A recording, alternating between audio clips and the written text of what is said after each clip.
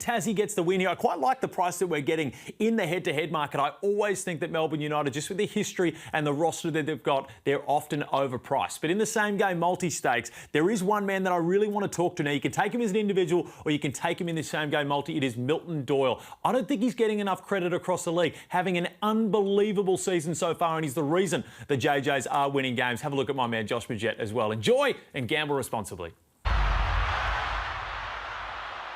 You know the score. Stay in control. Gamble responsibly. Well, welcome to Saturday Night Hoops. This is a big one for both teams. On fire. CG43's in the building. 13 first quarter points. Tucker. Whenever it looks like Melbourne United is about to open this thing up, the JackJumpers answer. They have trailed for 97% of the game, maybe more. Past Doyle, between McVeigh. Oh my goodness, he bodied the team. I am speechless. Tied ball game. Well, the JackJumpers with possession. Oh my goodness. Tasmania in front for the first time since the opening score of the game. What a game. The JackJumpers just never say die. Well, live from My State Bank Arena, round 14 of the Hungry Jacks NBL continues with the race to the playoffs on in earnest. Right now, it's the 4th place Tasmania playing host to Melbourne United, who sit in 8th spot. But success for United tonight will see them draw level with the JackJumpers on 11 wins and keep their playoff hopes alive. Along with championship winners Damon Lowry and Pete Hawley, I'm John Casey. Thanks for sharing your Saturday night with us here in the Hungry Jacks NBL for what looms as a very interesting contest, Damon. This game's got complications and ramifications for both teams. So obviously the JackJumpers are coming in. They're at home, but they got Adelaide breathing down their back. And United, they're just literally trying to stay alive. They are. They're trying to creep up into the play-in tournament, which starts at 6th spot. Tasmania, ideally, you try to get to 2nd spot and avoid it altogether. We think 15 wins is going to secure yourself a postseason berth. So with that in hand, Melbourne United could maybe lose one more. And I tell you what, Tassie love playing against United, so we'll see what happens. 6-2 head-to-head. It's an amazing record, but Melbourne have won 4 of their last 5, thanks mainly to this man, Rajon Tucker. He's led them in scoring the last 3 games and 10 of their 22 appearances this season. Talk about a guy turning his whole season around. He has embraced this new role that he has. He's grown. He's said it himself. He's getting extra work in, and right now he is playing his best basketball. He's scoring from 3, he's scoring mid-range, and he's providing a lot of energy. Good to see. Of course, a lot of it runs through Chris Golding, though, Halls, and he's good again this season. 73 threes at 40%, the most of any player. I mean, how his volume is incredible to shoot 40% at that, and the statistics don't lie. For the first 9 rounds, everybody was asking why is he not getting as many threes as he should be, because he's a game breaker. He can break games open at any moment with a couple of threes. We saw it when he went up to Brisbane, hit 3 threes in the 3rd quarter, kind of put that game to bed. He is Melbourne United, and see if they go to him early and often in this one. JackJumpers won 3 of their last 4. Milton Doyle's been outstanding all season. Had 25 points, 7 assists and 7 steals against the Phoenix on New Year's Day. Milton Doyle is the remix of Darnell Mee, and he scores multitude of ways. He can get to the basket. I love his demeanor, too. He doesn't get rattled. He plays D. He hits the 3. He does everything for him. If that game gets tight, he's a big shot maker. He's been terrific all season long, and he's probably not going to win the MVP, but don't be surprised if he starts to climb up there in the votes if Tassie keep winning games. He's been exceptional, and he's been a real good reason why Tassie are where they are right now. Well, courtside for the ride tonight is none other than the 500-gamer, 2-time championship winner, Leonard Copeland. Great atmosphere down there, Copes. Fellas, you don't believe it. It's been over 20 years since I've been in this venue. One thing hasn't changed. The noise, the loudness, the passion, the fans are going nuts down here, but it's a great place to be. Now, speaking of the game, Melbourne United have to get this game. This is a must-win for them. If they don't, it's over. And Tasmania want to win the game because they want to consolidate 4th place. They want to stay in 4th place. But if I'm Melbourne United, I'm happy because I got this guy, Shea Healy, on my side. It's his 200th game, and when he plays, they win. Just look at the stats. With him, 7 wins and 3 losses. Without him, 3 wins and 9 losses. I'd much rather have him on my side. I think it's going to be a hell of a game. Best defensive player, or runner-up defensive player of the year last season, best 6th man. Let's take a look at the champions starting 5, because despite winning by 25 against the Phoenix on New Year's Day, there's a change for Tasmania. Well, there is. Jared Weeks coming into the starting lineup, and I tell you what, it's an interesting one because they're at full strength now, because Sam McDaniel, Matt Kenyon, they're two elite perimeter defenders. They're back. Normally one of them goes to Chris Golding. So Jared Weeks is going to slot in there. Rashard Kelly has been starting over Jack McVeigh as well. Just shuffling a few things around is Scott Roth. And the champion starting five for Melbourne United, the same they rolled out to get that 13-point win in Brisbane on New Year's Day. Yeah, no changes here. CG43 and Shea Ely, congrats to his 200th game. Rajon Tucker, Mason Peatley, who's going to provide a lot of that grunt, intangible work, and Isaac Humphries forming one half of that two-headed monster. So we are set to go. It is round 14, and as Damon Lowry suggested, all sorts of implications for the playoffs here. In fact, every game from here on in will have some sort of influence on this. 4th against 8th, but only one win the difference between them. And as I mentioned, United could level up on 11 wins if they get the result here. But they'll have to do it against a team that's had their number twice this season as the JackJumpers control the tip. And amazingly, in the last game back in round 8, as we saw in our opener, Doyle fires, can't get the connection, and Kelly keeps it alive against Peatling with the offensive rebound, energised into the paint, but short off the front of the rim. When these teams played in round 8, Melbourne shot 50, 40, 90, won the rebound count and didn't win the game. We called that game, Case, and we were shocked, and we couldn't believe how that fell apart at the end. And 13 points in the first quarter from Chris Golding. Didn't score in the second. Only attempted 1 or 2 shots. Here's a chance for Illy. Had the ball poked away from him, but Melbourne get some help. And they get it done. And the first score belongs to Isaac Humphries. One thing Melbourne United is going to have to be able to do is just withstand Tassie's relentless pressure. They're 40 minutes of hell. Everybody picks up full court. It's not like it's a full court trap, but they're just going to try to speed you up. And as long as Melbourne can take care of the ball, they should be okay. Well, that wasn't a foul. I think Rashard Kelly thought the foul was called on him, but it was a goaltend even though it went in anyway. So he escapes picking up an early one. Tough shot, wouldn't work for Magnay.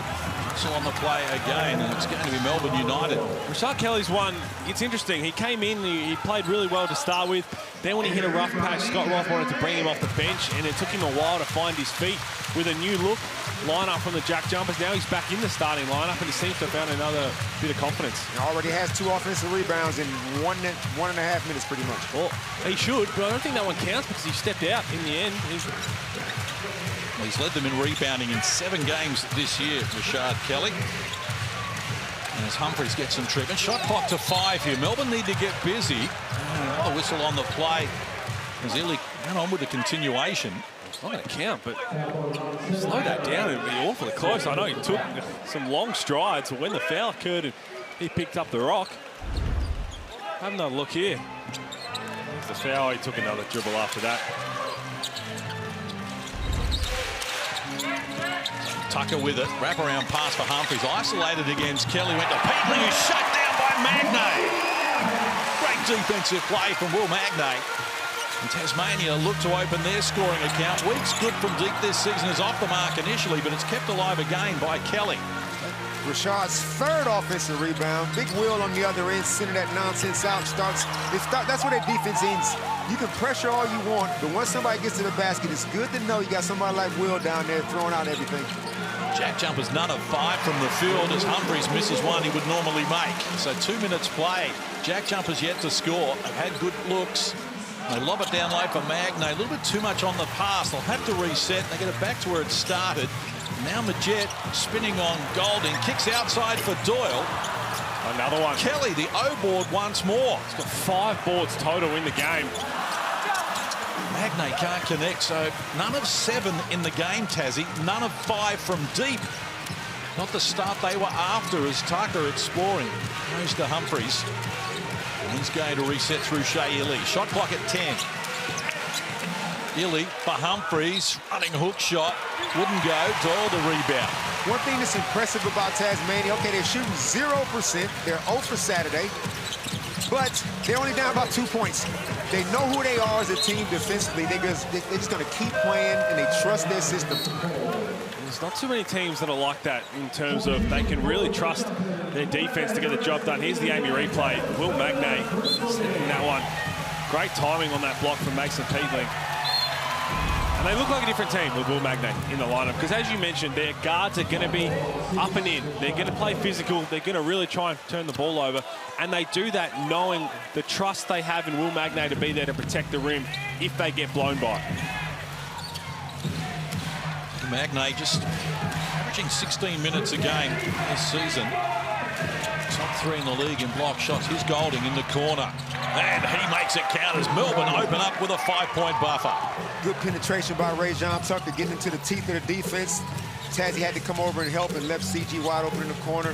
As long as United can take care of the basketball and not panic and get sloppy turnovers, they should be able to get any kind of shot they want.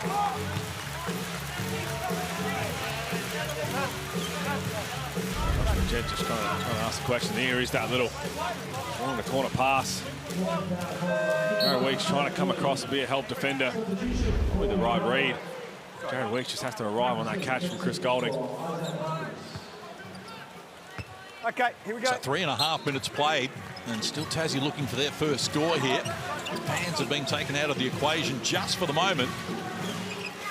They'll look for a high percentage bucket. They need something strong. Is Majet, bounce pass. Chris Levesque, who's been in good form. He too is off the mark. Comes back to Kelly. Bounce pass, Weeks. Who takes them on. Elevates, comes up with the goods after they missed their first 8 shots. Tassie finally break the drought. R. Kelly, once again, how many other, like 5 offensive rebounds. This is out of control. And he got him that extra possession. Now he's going to get his rest. And now who comes in for him? No other than Jack McVeigh. Instant offense off the bench. That's not playing against Melbourne United. Does Jack McVeigh, but Shaq Kelly everywhere right now on the glass.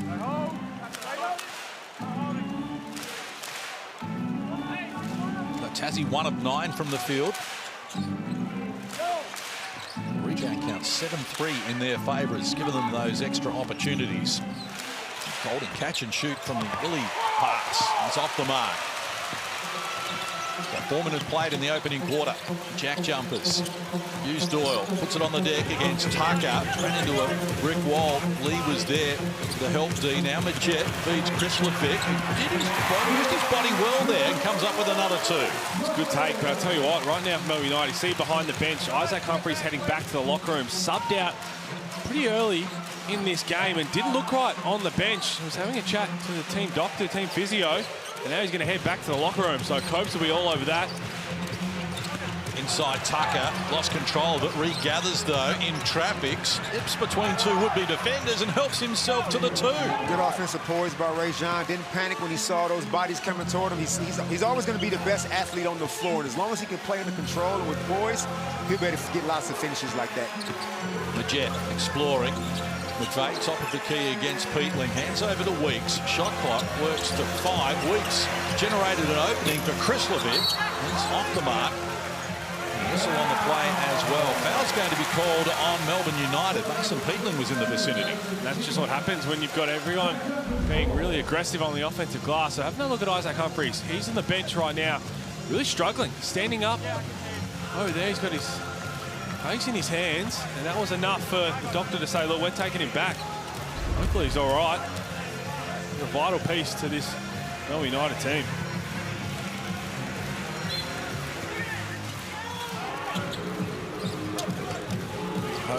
JackJumpers restart. Kelly on the bench at the moment with 2 fouls for them. Humphries receiving treatment. Not a good sign for Melbourne United. Here's Doyle. He had an opening initially, but didn't take it up hard against Marcus Lee and then ran into problems. Tom Mays was ambitious, couldn't get it done with a reverse finish, and a chance here for the JackJumpers to edge a little closer. It's a great defensive luxury Dean Vickerman has. He got Isaac, who can obviously protect the rim and get blocked shots. And when he subs out, in comes Marcus Lee. He plays sound defense. He rarely moves his feet. Great timing. He just affects the game. 2 7-footers. And it's no surprise that this game's already looking like a grind. It's exactly how Tasmania want to play. Here's Golding, baseline, firing and coming up with another bucket. 2 for 3. Chris Golding to start, 5 points. Good pass from Dave Barlow. Melbourne up by 4. Played 6 minutes here in the opening quarter. First of our doubleheader tonight. A little later, Sydney. Now, Dave Barlow, another one who's had a concussion issue recently, missed a couple of games and looked like he copped a real strong hit to the head. Have another look here. There's that elbow, and that's not good at all for a guy who's just coming back off a concussion. Hopefully he's all right, but he's still down. And this just doesn't look in a good way at all. That's a rock-solid elbow straight to the jaw. It's horrible to see. Isaac Humphries back in the locker room, and you know, it's just as tough as they come, but you can hear the referee saying he's got to come out, and 100%. That's a real strong hit. Those are the worst fouls you can get in your face. When you're fouling somebody with your face, it's just a tough break because there was nothing malicious about that elbow. No, there wasn't. But I think having a look at that and what he's been through, I don't think we'll be seeing Dave Barlow again tonight. You've got to be really careful with that. Let's just hope that he's okay. That's two bigs out now for Melbourne United. Humphries and now Dave Barlow. And we haven't even got to the 3-minute mark of the first quarter. JackJumpers down 4 with possession. Shot clock to red numbers now from the Jets. One way from the rack. Decides to fire nonetheless and caught it deep. They're 1 of 8 from long range. And 1 of 6 from inside the line to start this game. The JackJumpers, but only down 4 at the moment. McVeigh takes on Aquera and did a good job to come up with his first points in the game. It's only a matter of time before Jack got on the scoreboard. Hey, Coach, you down there watching these JackJumpers move the ball. Do they remind you of anyone the way they just move the ball and share it like the way they do? Well, look, those guys are passionate about the way they play. They're moving that ball around like the Golden State Warriors. They just don't have the shooters like the Golden State Warriors. But again, they've missed a lot of shots. When you got guys like Rashad Kelly on the glass, you keep shooting it. And I think that's why they get so many offensive rebounds. They share the ball. Guys are always moving. When the shot goes up, guys are in rebounding position. A lot of teams play way more stagnant. JackJumpers are always on the move. McVeigh baseline. Loves a one-legged runner. Loves a one-legged shot in general. Practicing all the time. Here's that pressure. Oh, McVeigh worried out of the points there. Tell you what was nice to just see as two teams made a couple of substitutions. It looked like the doctor from Tasmania was checking over Dave Barlow with someone back in the rooms looking after Isaac Humphries, just making sure that he's okay. A timeout called, 2:42 to play here. It's Melbourne on top by 2. Knight Copeland pre-game spoke with Jack McVeigh about his new role with the JackJumpers coming off the bench. Yeah, I mean, Kels is playing awesome. I've been battling some injuries, so I haven't really trained in about a month. So I'm still going to do what I do. That's bring energy, talk on the defensive end, and try and get some buckets. Coach Roth is a player's coach. What kind of relationship do you have with him? Yeah, we're always joking, back and forth, talking smack. That's how I like to live my life, not taking anything too seriously. He loves the game, and he wants to build a culture of winning, and I can support that. Just a great player to have around the group, regardless of the fact that he's a hooper as well. You talk about getting guys, quality guys, and this is what Scott's been talking about Pete all season. I'm going to recruit character first. He gets those guys in, and they buy in almost immediately, and Scott is just like that type of guy. Great leader of this group.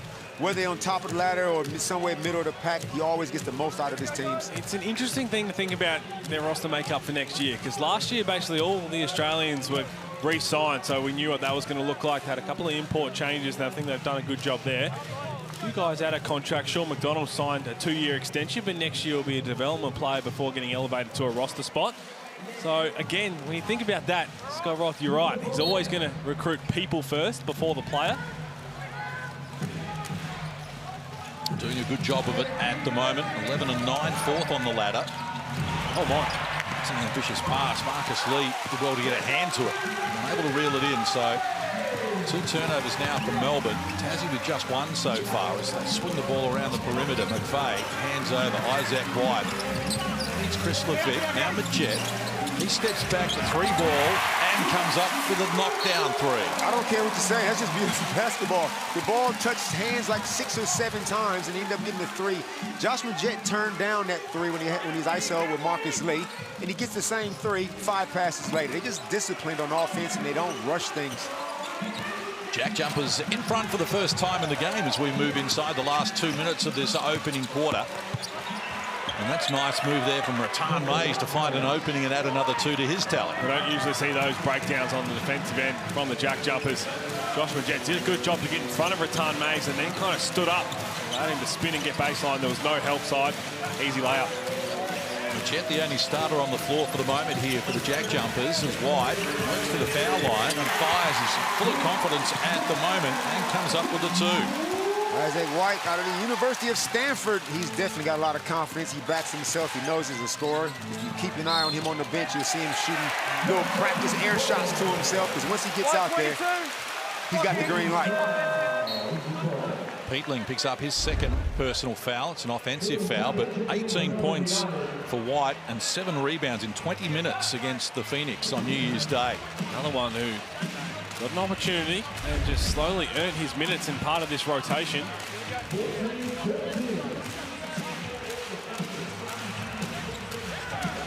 Quinn Steiner will come to the scorer's bench. It's an interesting thing to think about. So Matt Kenyon and Sam McDaniel haven't played for a long time. They're the 2 key perimeter defenders. Majet tries to go back-to-back. No good there, but the 6th offensive rebound already. Where are they going to fit into this lineup? Because everybody else has played well enough. Great block from Marcus Lee to earn their minutes and deserving of their minutes. Bit of a shuffle job here for Scott Roth down the stretch of the season. Tucker dribbled into a trap now. Newley stripped up by McDonald. Whistle on the play as well. The foul going to be called here on the JackJumpers. It's going to be their 4th team foul in this quarter. Just on that, Pete, you're right. They got guys still to come into this team, the JackJumpers. And Scott Roth is so good at the way he subs. And he's got the right guys, so nobody is on the bench pouting. They just wait their turn. There's no wrong answer for the JackJumpers. You can put any 5 on that team on the floor, and it looks good. They're trying to keep it alive, unable to do so against McVeigh. And a chance now for the JackJumpers to extend their lead. McVeigh being good off the bench, muscles his way in from close range. He's got 6. JackJumpers lead by 3. Holding him around the way. One of the few defensive breakdowns is you see Jack McVeigh ISO'd on David Aquera. Once they move the ball like that, sometimes if they take an ISO play early in the shot clock, and if they don't make that shot, Scott Roth will let them know. But if they move the ball 5 or 6 times and then that ISO is there, the defense hasn't been allowed to get set, and it's much more effective. Well, here's an opportunity you don't want to pass up, and a chance for you to party with Shaq in the US. Your chance, it really is a trope of a lifetime for you and a mate to meet Shaquille O'Neal. Flights, accommodation, spending money thrown in as well. Use the QR code there to enter. Oh, very good prize. You might be able to party through Reebok with Lenar Copeland tonight in Hobart. What you reckon, Copes? Come on, D. That's Salman Makamana. Cope's going to be living it up. He requested, he asked to stay 2 nights down there. So inside the last 30 seconds of the opening quarter, Steindl left wide open, can't convert. Shooting woes continue for the JackJumpers. Just 27% from the field. Shovel pass from Tucker gets Lee, and good look down low, and he comes up with the 2. Marcus Lee has been a really good addition. Just gets in the right spots. We've seen him what he can do on the defensive end. Doesn't necessarily get a heap of blocks, but he just alters the shots. And as we praise him, Cardinal Sin fouling a 3-point shooter who makes it. And I'll tell you what, Jack McVeigh loves playing Melbourne United. And Jack McVeigh loves getting the crowd involved. He is the emotional barometer for this team. So if he can get a chance to get that crowd, that Ant Army up and about, he won't hesitate. Just overzealous on the closeout. Clock was winding down. You've just got to trust your length, really. If you're Marcus Lee, trust your height and your length. And if you can't worry him out of knocking that down, don't compound that error with a foul. Bay makes the extra. JackJumpers now out to a 4-point buffer. And as Melbourne look for the last play of the opening quarter, and it wasn't far away. An eventful first term concludes here, and the JackJumpers, who gave up the first 5 points of the game, hold a 4-point lead. At quarter time, Tasmania 21, Melbourne 17. Stay with us here on the Hungry Jacks NBL Saturday night.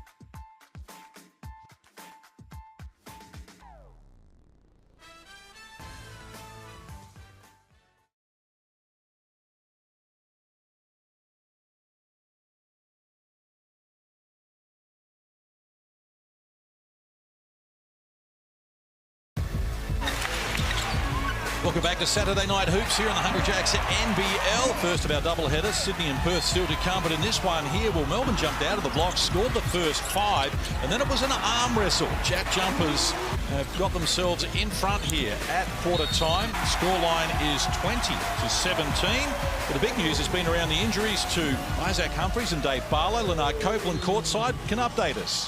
Hey guys, Dave Barlow out for the rest of the game with a concussion. Isaac, they're going to test again at halftime to see if he's really sprained his knee or not, if he can go or not. So I'll keep my eye on it and let you guys know what's happening. Thank you to Leonard Copeland. That's not good news at all. Dave Barlow just back from concussion.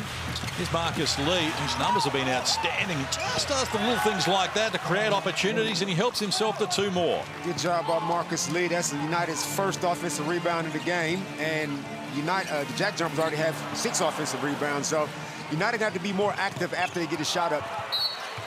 Rebound count 12-7 overall. Isaac Humphries did have some knee complaints coming into the season. We know his recent history since that phenomenal start in Adelaide a few years ago. Hopefully he can get back out there for his sake and Melbourne United. It's a tough blow, Dave Barlow. That didn't look good at all. Hopefully he's feeling all right. This is the 3rd of 7 games on the road in consecutive games for Melbourne United. They've got 1 home game left this season. Here's McVeigh. Creative but unsuccessful. Still love the shot. The lefty off the left foot. Pete, you got that in your repertoire? I don't mind using the left, but I tell you what, Jack McVeigh, he can do whatever he wants. Any leg, any hand, does not matter. When you practice them all as part of your workouts, you're allowed that freedom. Aquera is going to have to step up in the absence of Barlow and Humphries, and comes good with his first score. Good to see David being aggressive because he's got that kind of skill. Sometimes he doesn't fight back himself, but he's going to get a lot of playing time now that Barlow's out, and probably Isaac probably not going to come back, so they need another avenue of scoring. 5 unanswered points to start the second quarter. Steindl couldn't get it over the front of the rim, and here's Tucker. Quiet so far by his standards. Wants to get busy, draws a foul off to the free throw line. And you've got to stop him a lot earlier than that, because not only is he super fast in the open floor, but he's so strong. You let him get below the 3-point line, it's game over. Look, he beats Jack McVeigh to this rebound, and if you're Sean McDonald, you can't retreat. You've just got to try and stop and get in front of him, maybe even have a 50-50 chance of trying to take a charge, but as soon as he gets to there, it's game over. Yeah, spot on. I haven't seen nothing bad happen when that guy's got the ball in the open court in transition. Too athletic, too strong. It's a timeout called, 8:23 on the clock here. Early in the second. Melbourne United, as we mentioned, just 1 home game to come, and that's the last game of the season against Adelaide. Go to New Zealand on Jan 12, and then Brisbane, into Adelaide, then back to New Zealand. It's a tough schedule, but they just need to keep winning to keep themselves in the playoff picture. Of course, this year we're having 16 playoffs for the first time. Top 2 guaranteed semi-final. Next 2, well, they will get a second chance in terms of they can lose a game and still progress. 5th and 6th, sudden death until you get to the semis. It's very interesting. And that's how it should be. 5 and 6, 1 win. You don't go home. I love it because off-season starts. You've got teams right now usually who finish maybe 4th or 3rd. They're happy with where they're at, but you want to get to 2nd. Avoid the playing game, because I tell you what, a couple of teams in that top 4, when they get hot, it's game over. Cairns Taipans, that's one of them you don't want to be playing in a playing tournament. Do not. Let's go courtside. Leonard Copeland's got a special guest. Yeah, fellas, I'm here with Jimmy. Visiting to see his son, Majette. Right. Tell me a little bit about the visit. The visit's been, we planned it for a long, long time, and it finally got here. Our first trip to Tassie, and it's been great so far. It's really been a really nice time. You guys plan on traveling around a little bit more? How long will you be here? We're here throughout the whole month of January, so not going home till January 30th. And yes, we plan to see some other games and some other places around here. You're here with your wife. Now, tell me a little bit about your son. You visited him when he was in the CBA. Tell me about him. Right. Saw many games in the G League for all the years that he played in the G League in LA and Erie and Lakeland, and we went to many games. Of course, all the games back in the college days, and we have this is our vacation. Going to watch Josh play basketball is our vacation. So it's been great. And this has been a wonderful place. We've only been here for a couple of days, but the people have been really nice. If our luggage would show up, that would be nice too. The last question. He's got a fiery side about it. Where does that come from, you or the wife? It's built in, probably from his mother. Let's say that. But it's built in within him. He just has got that spirit in him that he's just built that way. Always has been, ever since he was a little kid. He plays to win. Fantastic. Thanks for the visit. Have a good time. Thank you. Great to have Jimmy and Tina in the house, and not only enjoying Tasmania, they can enjoy some burgers courtesy of Ray John Tucker as well, who missed a couple of free throws. Code word is sport for our Tasmanian viewers. Get around it, enjoy that. And Ray John Tucker misses the free throws, and all of a sudden we're back on level terms. Tell you what, Melbourne United weren't happy with that last defensive out from Will Magnay, slapping it away on the hoop. So Chris Golding asking the question as well. Normally when it's above the cylinder, you can slap it off, but that looked like it was almost in the cylinder. We'll have another look here. And he kind of pushed it out, and he touched the net as well. I think they have every chance to be upset with that one. Yeah, once that net gets touched, you got to count that too. That's what I thought. Isaac White to the free throw line. What's a big lead, Pete, if you're the United? So sometimes they might go on a run. They might get up 4 or 5, but that's nothing when you're playing the JackJumpers. Against the JackJumpers, you need a double-digit lead, and it still might not be safe. Well, they've come back from 16-18 down in the second half a couple of times this season, and they really turned their season around. 4th game of the year, down 16 at halftime to the Bullets. Came back and won that one, and then went on a 4-game winning streak. So they just ramp it up, and especially in front of their home crowd. That's when they really like, if their backs are against the wall, they continue to dig deep and get the job done. 5 times this season they've come from double figures down to win. Tassie, only Cairns has done it more. Here's Illy, takes them on. Intelligent play again as he draws a foul on Magnay. That's going to be his first personal. Really smart play. You know, Will Magnay's going to try and block it. He's got away with a little happy feet, it looked like. Go to the free throw line. They've done a good job so far on Chris Golding. Only got 4 shots for the game. Because a lot of the action that they run, when they come off of it, the JackJumpers will switch all of that. They don't have any hesitation from 1 to 13, switching out on the perimeter. So it's going to be interesting to see how the United can find Chris some more shots. Well, this season, with thanks to Latrobe Financial, we are giving away a guaranteed $50,000. You can enter now at nbl.com.au/legends for your chance to win. $50,000 with thanks to Latrobe Financial. Great partnership with the Hungry Jacks NBL. That's what you call chump change, right, Case? Now you're looking the wrong side of the desk. It's the other end of the desk that you can direct that comment to. Elite athlete, championship winner. Shoot-arounds. Everyone puts in a little $10 pot. No one wins. You jackpot on the next one and keep going. Pressure up the floor on the JackJumpers. It's been an eventful 3 minutes here in the second quarter. Both teams in front, tied at 24 at the moment. And off the glass, good finish coming there from McDonald to open his scoring account. What a season Sean McDonald's had. I see he's reached. Hello! Good pass, way to run the floor. Marcus Lee, David Aquarium puts it up there for him. But Sean has always been your guy all season, right, Pete? Oh, Case as well. DP of the really year. High on what he's brought. And you talk about just playing with a different level of confidence. And another one who's just earned his minutes in this rotation. Doyle fires, comes up with a good. And credit again to Scott Roth to not only encourage him, but to get him to a situation where he's improved so dramatically and confidence and now demanding those extra minutes. Lee, again, being influential here. So he's got 8 points in the game, Marcus Lee, and he's only played 10 minutes. He's going to have to play more minutes than that due to the fact that we might not see Ice back out here. But Doyle gets his first 2 of the game. Perfect pass. Oh, Magnay, this is what Tasmania's been missing with him sitting out. Yes, the defensive presence, but he's a strong guy as well. That's Marcus Lee. He's got the length. Throw it anywhere. He'll go and get it. Oh, Magnay, he's got the physicality. Have a look at this. Oh, boy. I'll tell you what, that is just disgusting.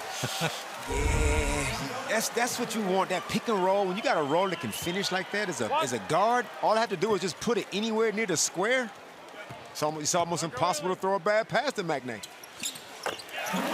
Makes the back end. JackJumpers back to a 3-point buffer. That's where we started this quarter, with Tasmania leading by 3.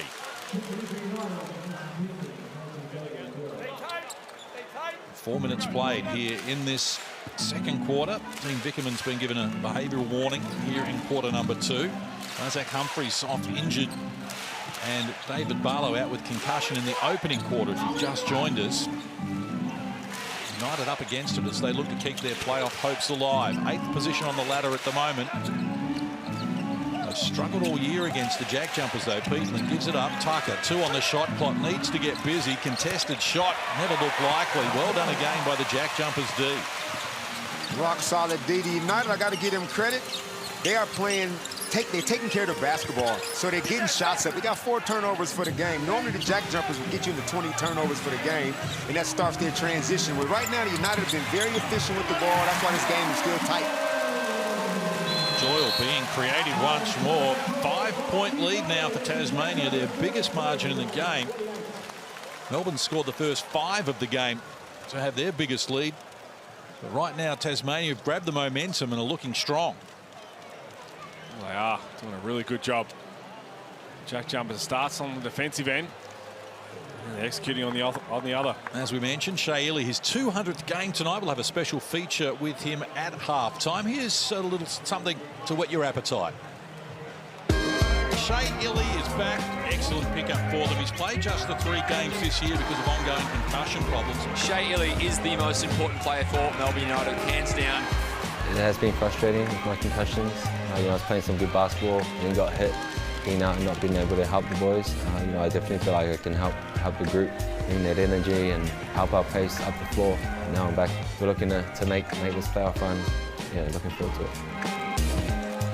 It's been a great acquisition in the NBL, not just for Melbourne United, but prior to that with New Zealand as well. Championship winner with them. Not only that, and he plays for his national team as well. And he's just a great character, great person first and foremost. And we talk about Melbourne United. Chris Golding is Melbourne United. Well, Shea Ili's now well and truly part of that culture, and we've seen how important he is this season with his absence. He's the emotional heartbeat of this team. He just gives it all from 1 to 12 or 13. Everybody speaks highly of Shea and just the way what he brings to the floor. So a guy like that, you want one of those in your team for sure. 9th year in the competition. Best 6th man, as we mentioned. Runner-up Defensive Player of the Year. Was the most improved in 2018 when playing with the Breakers, and those 2 championships in the 2019 World Cup for New Zealand. And that only tells you part of the story, because, as Damon suggested, other things as well. High IQ, emotional intelligence as well. So here's Peatland. Tassie just threatening to make this game their own at the moment, and United need to find a high percentage play. Rattan Mays generally can do that, gets down low, draws a foul, and earns a trip to the free throw line. It's another one of those offensive sets where not a lot happened. Not a lot of ball movement, not a lot of play movement, and Rattan Mays just kind of had to figure something out and got downhill, was going to get to the free throw line. And another look at it here. They set that ball screen. Look at the hedge from Will Magnay. That's what Tassie do so well, and just that little bit of a bump, not a whole lot in it, but crafty from Rattan Mays. Already seen a couple of dunks here tonight, a couple of special ones as well, and for every dunk during the month of January, Sportsbet will donate $500 to Australian prostate cancer. Great cause, the dunk tally, 17 including the 2 that we've seen here tonight. So $8,500 already in the kitty, with thanks to Sportsbet. Great support from them and a very worthy cause, the Australian prostate cancer. Yeah. I love that we do it every year. Big thanks to Sportsbet, it's incredible. And Damon, I said this the other night, kind of got laughed at, but if you're a Josh Majette type, the Lockie Denson really, maybe you can't get above the rim, and you always talk about, as it was to be a little fella, if you get on a break and board tap during dunkuary, it should be 500. First of all, I'll take offense to you suggesting that I couldn't dunk. No, that's not what I said. You can still dunk now. I reckon. You just came off the triathlon. I'm talking about the little fellas. Okay. The ones that can't get above the rim. The backboard touch? Yeah. For half? I like it. Oh, 250 then. I like it. We'll have to chat to Sportsbet for Give him next year. something. Just getting back to Xavier, I didn't realize how big X was until we did the game the other day. Mind you, everybody's big standing next to me. But we was talking about, can you get a dunk? Can you make a donation, X? He says, oh, you know, I get up in the warm-ups, but he said I need a play run for me, like an alley-oop play or something, or ISO to get him up on the rim. Magnay back to the free throw line. He's off the mark. And well done, Doyle, to keep it alive. Offensive rebound count here is really hurting Melbourne United. 7-1 is the equation. As Doyle in a mismatch here with Lee. Oh, ran into Ely. Has to go back and retrieve the ball, and he was shut down. So it broke down for Milton Doyle. Well done, Ely and Lee in tandem. And a chance now for Melbourne United just to edge a little closer. This league going to have to play some big minutes. Thought they might try and test out Isaac Humphrey's knee. Doesn't look like we're going to see him step back from Shea Ely. Off the mark, Doyle wrestling for the rebound. Had it stolen away. Well done, Aquera has got Tony Mays. He was shut down. Well done by Magnay, but Aquera stays with it and will get to the free throw line. Hey, Coach, what it feel like down there courtside, man? Because I'm looking at this three-point lead Tassie got, but it just feels like it's a little bigger. They just can put this pressure on for so long, and if I feel like the dam could break. What's it feel like down there? Let me tell you something, though. If Melbourne United don't box out and they keep giving the JackJumpers more opportunities, they're going to be in trouble. You got to box out. You cannot, because Doyle can get hot. You know, Majette can get hot. If they keep seeing that ball come back out, they're going to eventually knock some shots down. So if Melbourne want to stay in this game, they got to box out. And it's just a discipline thing whenever you play the JackJumpers, because often they're undersized. You talk about Jack McVeigh being an undersized power forward in the league, but every single guy, they have their set rules, and if you're one of the players who's allowed to crash the offensive glass, every single possession they're doing it. Every single possession down the other end, they're getting a body and boxing out. There's just no slack, and if there is, Scott Roth will sub you out because somebody's ready to come in and take advantage of the opportunity. The JackJumpers with 4 players with an O board already. Melbourne has 2. Just to underscore that point, Majette gives it up. McVeigh, lob pass, Magnay come back to the ground with it, and now it's drawn a foul. It's deemed a passing foul, so no free throws. The United, for 16.5 minutes, the United are playing good basketball. You might look at the score and think they only got 32 points, but this is JackJumper style basketball. They make you play to their style, and normally it's enough to crush teams. But right now, the United are staying in this game, even though they get smashed on offensive glass, because they're not turning the ball over, and they're just being efficient. So this could be like a 75, first team to 80 wins. You got to be willing just to grind it out. Spot on whenever you play Tassie, but especially in the nest. Here's McVeigh exploring against Newley. Right to the left-hand side, gets it done. So McVeigh up to an even dozen now. Leads all scorers. And Tassie restricted Melbourne to 64 when they played in round 3. Their lowest score of the season. They've been as high as 110. So that gives you an indication what Tasmania can do. And full credit to Scott Roth and the JackJumpers. They average 84 points a game, and they restrict teams to 82. They just do enough to get across the line. Tucker comes up with the 3, his first triple of the game. Big knockdown, but that gives the credit to Shea Ely. That's a really smart pass. Avoiding the defense. And Ray John Tucker, who's shooting really well after struggling early. 39% from 3. United back on level terms, but only momentarily, as Fabian Krislovic adds to his talent. Keep talking about styles make fights. I've said it quite a bit. But this is a JackJumper style, but the United can play it. And right now, as Newley gets to the rack, does what Newley does. One thing about the United, because they're in a situation case, they know they cannot afford to lose. So their attention to detail and their concentration is sky high. Probably should have been that way a little bit earlier in the season, but it wasn't for whatever reason. But right now, they are locked in, and they've been playing playoff basketball for like the last couple of games. Yeah, won 4 of their last 5, 5 of their last 7.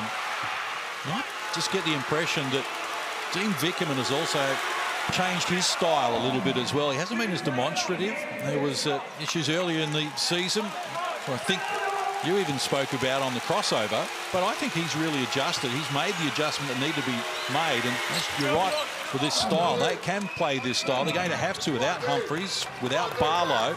Let's keep it down to 82, 84 and hope we get 84. They'll have 2 minutes out from half-time. 87 apiece is the equation. Been a good arm wrestle so far. Doyle exploring, trying to look off the D. Couldn't finish it from close range. Chris Levitt can. Exquisite ball screen play by Milton Doyle. He came off the ball screen, looked off Marcus Lee. Look at this right here, just a little bit of a whoop. Nope, I kept it. Marcus Lee goes down, and Fab is there. KRS is there for the offensive putback. Pick and roll basketball is a feature of every team in this league, but you got to have the right kind of guards, Pete, to be able to execute. Well, normally we're so used to seeing Josh Magette as a heavy ball screen usage, and Milton Doyle now, he is an excellent decision maker. And word come through from Melbourne United that Physio is optimistic with that we might see Isaac Humphries in the second half. He's on the bike right now, as you see in the top left corner. A bit more testing at halftime, which I think one man would be very happy is Marcus Lee playing this whole quarter right now. Tame's off them up. Well done, Newley kept it alive, and the throwdown belongs to Marcus Lee. Maybe not. And speaking of being on the bike, that was you a bit early today, wasn't it, David? That bike's way better than that $200 one I got from Kmart, but it got the job done. Triathlon? A cheeky triathlon just to warm up for the show. Glad one of us did. But this is, we talk about the playoff picture coming into focus. This has got a playoff feel about it, hasn't it? 39 apiece heading toward half-time. It's a game that is just so important to both teams. We talk about how Melbourne can't afford to lose anything more than one more game to finish their season. But JackJumpers, Marcus Lee is having a block party. Kept it alive, though. They stay with it. Magette open for the triple. Can't convert. So 3 of 13 from long range, the JackJumpers. So you got 10 O-boards, and then you leave Jack McVeigh wide open for a layup, essentially. It's gonna hurt you eventually. You keep giving up this many second chance opportunities to Tasmania. Jack McVeigh, 15 points. He'll oblige with a 3-ball.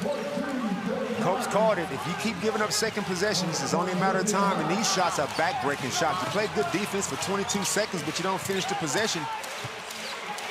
Shot clock, the red numbers here for Tucker. Bounce pass for Atam Mays in traffic. Not going to get it off in time. The shot clock expires on Melbourne, and you would know that Illy was going to hit the shot once that had happened. You see Tucker, he was trying to get that little mismatch with Josh Magette and post him up, but you're playing it in Tasmania's hands. You're slowing it right down. You're going away from trying to run an offensive set. Easy. Love to see Elise Cornet there, one of the tennis stars in Australia for the summer of tennis. Hobart, number 36 in the world. Very good player. So a chance here for Melbourne. They've done well. Firing from deep and getting it done. That is the play that you'd like to see. And that is a 2-for-1, if you've ever seen it. Normally we say 2-for-1 in the first shot's not the greatest, but that is what we didn't see in the first 9 rounds. Shea Ili knew exactly what Chris Goulding wanted. He loves to be slow and trail into those plays because the defense forgets about him somehow. I forgot he was playing. He hadn't had his shot in so long, and sure enough, it's a dagger. So now we got ourselves a tie game. First score since quarter time for Chris Goulding. Magette exploring against Peatling, takes him on, gets it done. Well, they're going to count the bucket, but that's going to be a foul on Krizovic. Knocking Tucker out of the way. Before he says the points will count, but it's going to be a bonus 2 on the other end. So have another look here. Good big screen from Krizovic. And then that push in the back, and absolutely, that's a foul here, and that's 50 in the AFL. He got the retaliation. Tucker tried to run through KRS, and KRS took an offense to it, so he went and pushed him in the back. So ref always gets the second guy. 2 hands in the back. Can't do that. Can't do that in many codes. So free throws for Melbourne United now. 10 of 12 from the free throw line. They've taken twice as many as Tasmania. There's been a lot of talk all season by quite a few teams about the foul count. And, you know, our referees calling stuff just because we attack the basket. Do you think we should get fouled? I think it's a bit of a distraction. Me, Pete, being one, I'm an advocate of referees. Just focus on playing. If you get the call, you get the call. But I'm telling you, if you get in the press conference talking about it, I think the referees are watching those press conferences, Case. Got a good memory, have they? Well, I think it's a lot of it is the way that teams are designed. Tasmania, they play physical from the jump. They don't flip a switch and say, okay, now we've got to ramp up the physicality, which becomes obvious to referees when you go from taking a step back to then maybe being a little bit more hands-on with contact. Cairns are another one. They play really physical from the start, and you get away with a little bit more because you set a tone.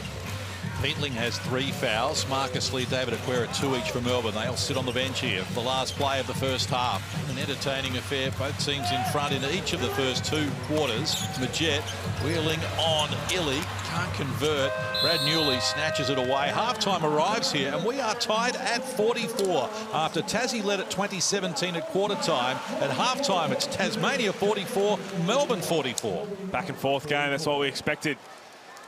It's been a bit of a grind. The offense opened up in the second quarter. Jack McVeigh's been outstanding. 10 O-boards as a team for the JackJumpers.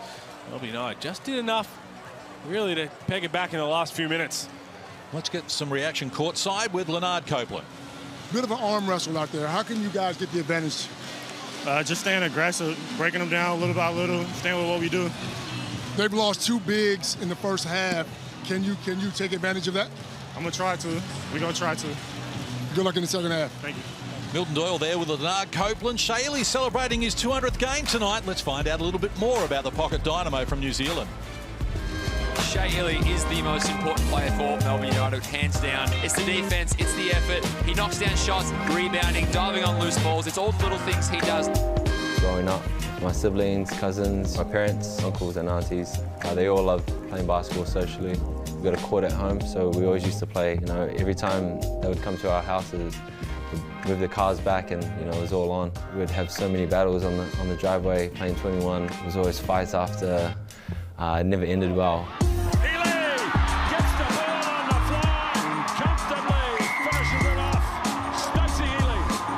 Rugby was always a first love for myself and my brother. He was always someone that I looked up to, especially in high school. We always played rugby together and basketball together. I was just his shadow growing up. You know, I always used to hang out with him and his friends, and I don't think he liked that too much. My first love was definitely rugby. Always grew up thinking I wanted to play for the All Blacks. I think everyone does in New Zealand. But as I got older, started making some basketball teams, and my love started to change in the sport. The rest is history. My partner, yeah, she plays basketball as well. When I moved over, she wanted to get back into it, but she was up in an iron if she's still going to play basketball, because we just had 2 kids. But we kind of pushed her and made her play. Got her onto a team. She just loved the season. Having 2 daughters, you know, is everything. After losing a game, you come home and your 2 daughters are there. They have no clue what just happened. They're there to take your mind off the game and to comfort you, and always great. They're always putting a smile on your face. Yeah, it doesn't matter what happened, it's always good to have them there.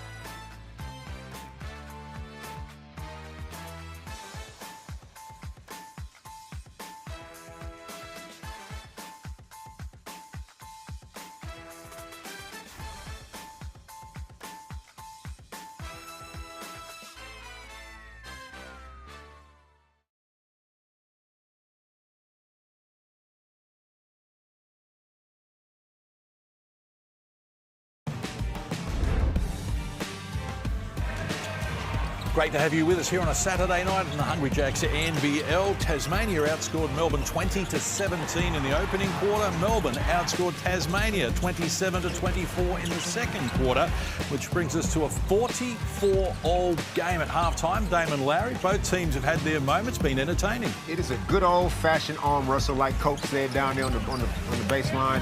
These teams are playing playoff basketball. United are playing for their life. Tassie's playing for a better life, if you will. But it's just teams going backwards and forwards. United doing a great job taking care of the ball. Tassie's doing a great job of crashing offensive glass. Melbourne with 8 scorers so far, but no David Barlow, who's out for the remainder of the game with concussion. And Isaac Humphries, who scored the first 2 points of the game, hasn't returned after suffering a knee problem as well. We take a look at the stats so far. Both have looked after the ball particularly well, with Melbourne with 5 turnovers, Tassie just 3. And a good adjustment there in that second quarter. Tasmania put up 11 threes in the opening quarter. It wasn't working. They moved the ball inside, and that seemed to help them a little. Well, Jack McVay's been great for Tassie, coming off the bench. He's embraced his role, 15.6 boards. And United, like I said, doing a great job taking care of the ball. And they got 11 assists. So they're sharing the ball, they're penetrating, they're being efficient, keeping themselves in the game. Let's dig a little deeper and send it over to the analyzer now. Pete Hooley is waiting. Well, let's look at the JackJumpers offense to start before we get to the defense. We see this set a lot from them, and what it is, it's a double staggered down screen for whoever's in the corner. So Magnay and McVay, they're going to send this double down screen right here. Now, it all depends on who this player is. Right now, it's Milton Doyle. Milton Doyle likes to curl off this first screen, which is Jack McVay, and then get out. Now, if that's Clint Steindl, what they like to do is get him to curl off the second one. The whole thing is misdirection, because in the end, they want Jack McVay. He's going to be the one. He pops back. It's either a 3-ball or he plays off this ball screen with Will Magnay. So have a look here. Milton Doyle, he curls or backdoors. They've got that before. Then they get this. That whole space opens up, and they get something good. There's so many different options they can go with. That's what they execute so well offensively. Defensively, yes, we know they like to ramp up their pressure, but this is what they like to do as well. They've got showing this 1-2-2 full court, which is normally a trap. They sometimes like to trap it when you get Milton Doyle trying to come across here, Josh Majette here, trap the ball here. This isn't one of those options. They're just trying to slow down. They're really trying to delay this as long as possible. Look what happens by the time Melbourne United make the first pass in their offense. Have a look at that. 13 seconds left on the shot clock. They're happy with that. So now the offense has to find something in 13 seconds. What do they get? They trust themselves to play elite defense in 13 seconds. They end up getting a bad shot from Rajon Tucker, all because they just slowed them down. Said, you know what? Start your offense with 13 seconds to go and see what happens.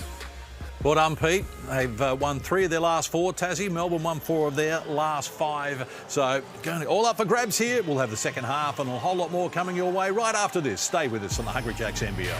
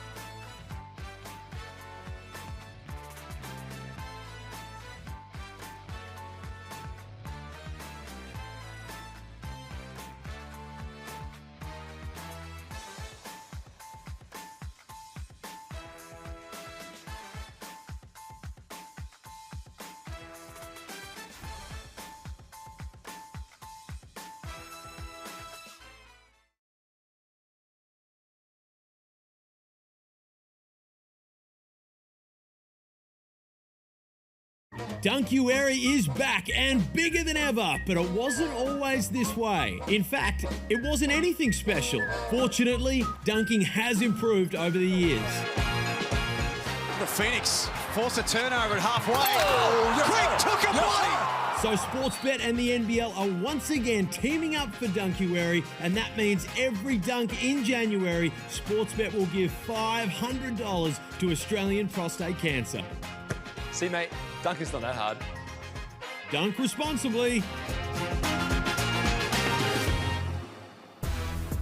My State Bank Arena on the banks of the Derwent River, the Elwick Racecourse in the background, Hobart, the venue for our first game tonight. A little later, it's Sydney against Perth on the anniversary of Bryce Cotton's first ever game here in Australia. But we've got a good one going here. Tasmania, Melbourne locked at 44 apiece. Who wins from here, Damon? It's a coin toss. It could be anybody's game. I'm saying first team to 80 wins. Let's see what happens. Pete Hawley? He's allowed to not be on the fence, by the way. Gazy called last night, calls tomorrow. We can pick it. Look, I think Isaac Humphries ruled out, Dave Barlow ruled out, 10 offensive rebounds to the JackJumpers. Especially playing in My State Bank. It's going to be awfully hard for Melbourne United to get over the line here. But they did a good job at weathering the storm in the first half. That's not a great possession to start the second half with. What is a positive sign is Dave Barlow, we know he's out with concussion, but he's still involved. He's checked into the game mentally and trying to keep everybody on the right page defensively. And Isaac Humphries with a knee problem is going to sit for the rest of the game, as you mentioned. Played just for 3 minutes, scored the first bucket of the game. And that's a nice finish at the other end from Chris Golding, who's now into double figures. He takes over as Melbourne's high scorer with 11. You know how good you got to be able to shoot, to not have a shot in like 10 to 12 minutes, and then when you get one, it's nothing but net. At a halftime. Unbelievable. Chris is just that guy. He's just so opportunistic. You can't relax for a second. We've seen this line up a little bit throughout the course of the season. Brad Newley playing the 4. It's not conventional, but he had a lot of success in the short time. He played in that power forward position. Kelly starts the second half after being scoreless with 2 fouls in the first half. The 6 boards, though. We've seen that as a feature of the way Scott Roth does his coaching. If not juicing, it's not your night. Whoever he brings in is staying there until there's a need to change it. Better believe it. 13. He's got 13 guys to choose from, and there's no wrong answers. Here's Doyle. Pocket pass for Kelly. Slipped through his hands. Okay, so I think it was a few weeks ago, Jack McVeigh picked up 2 fouls in the first couple of minutes after hitting 2 threes and didn't get back in the game until the third quarter. So Scott Roth has his rules, sticks to them. No, they came to Adelaide a couple of nights after that, and I actually spoke to him about that equation and said, Jack McVeigh, were you protecting him? He was obviously waving his arms up and down, saying, hey, coach, I'm still here, I'm down here. He said, no, it's the way I do it. If it's not their night, someone else comes in while they're doing it, they stay out there. They take over almost. And Scott Roth wanted a travelling violation called on Newley, but can't get it. That's good for the group. Everybody knows Scott's consistent. He's not wishy-washy, Pete. He's not just going to be flip-flopping around with his values and his rules. The team all knows it, and they all respect it. It's going to be interesting. So Chris Golding hit that first 3, missed the second one. But with Matt Kenyon and Sam McDaniel back in this game, if Chris Golding gets off the leash a little bit here and starts to catch fire, will he put one of his premier wing defenders in the game?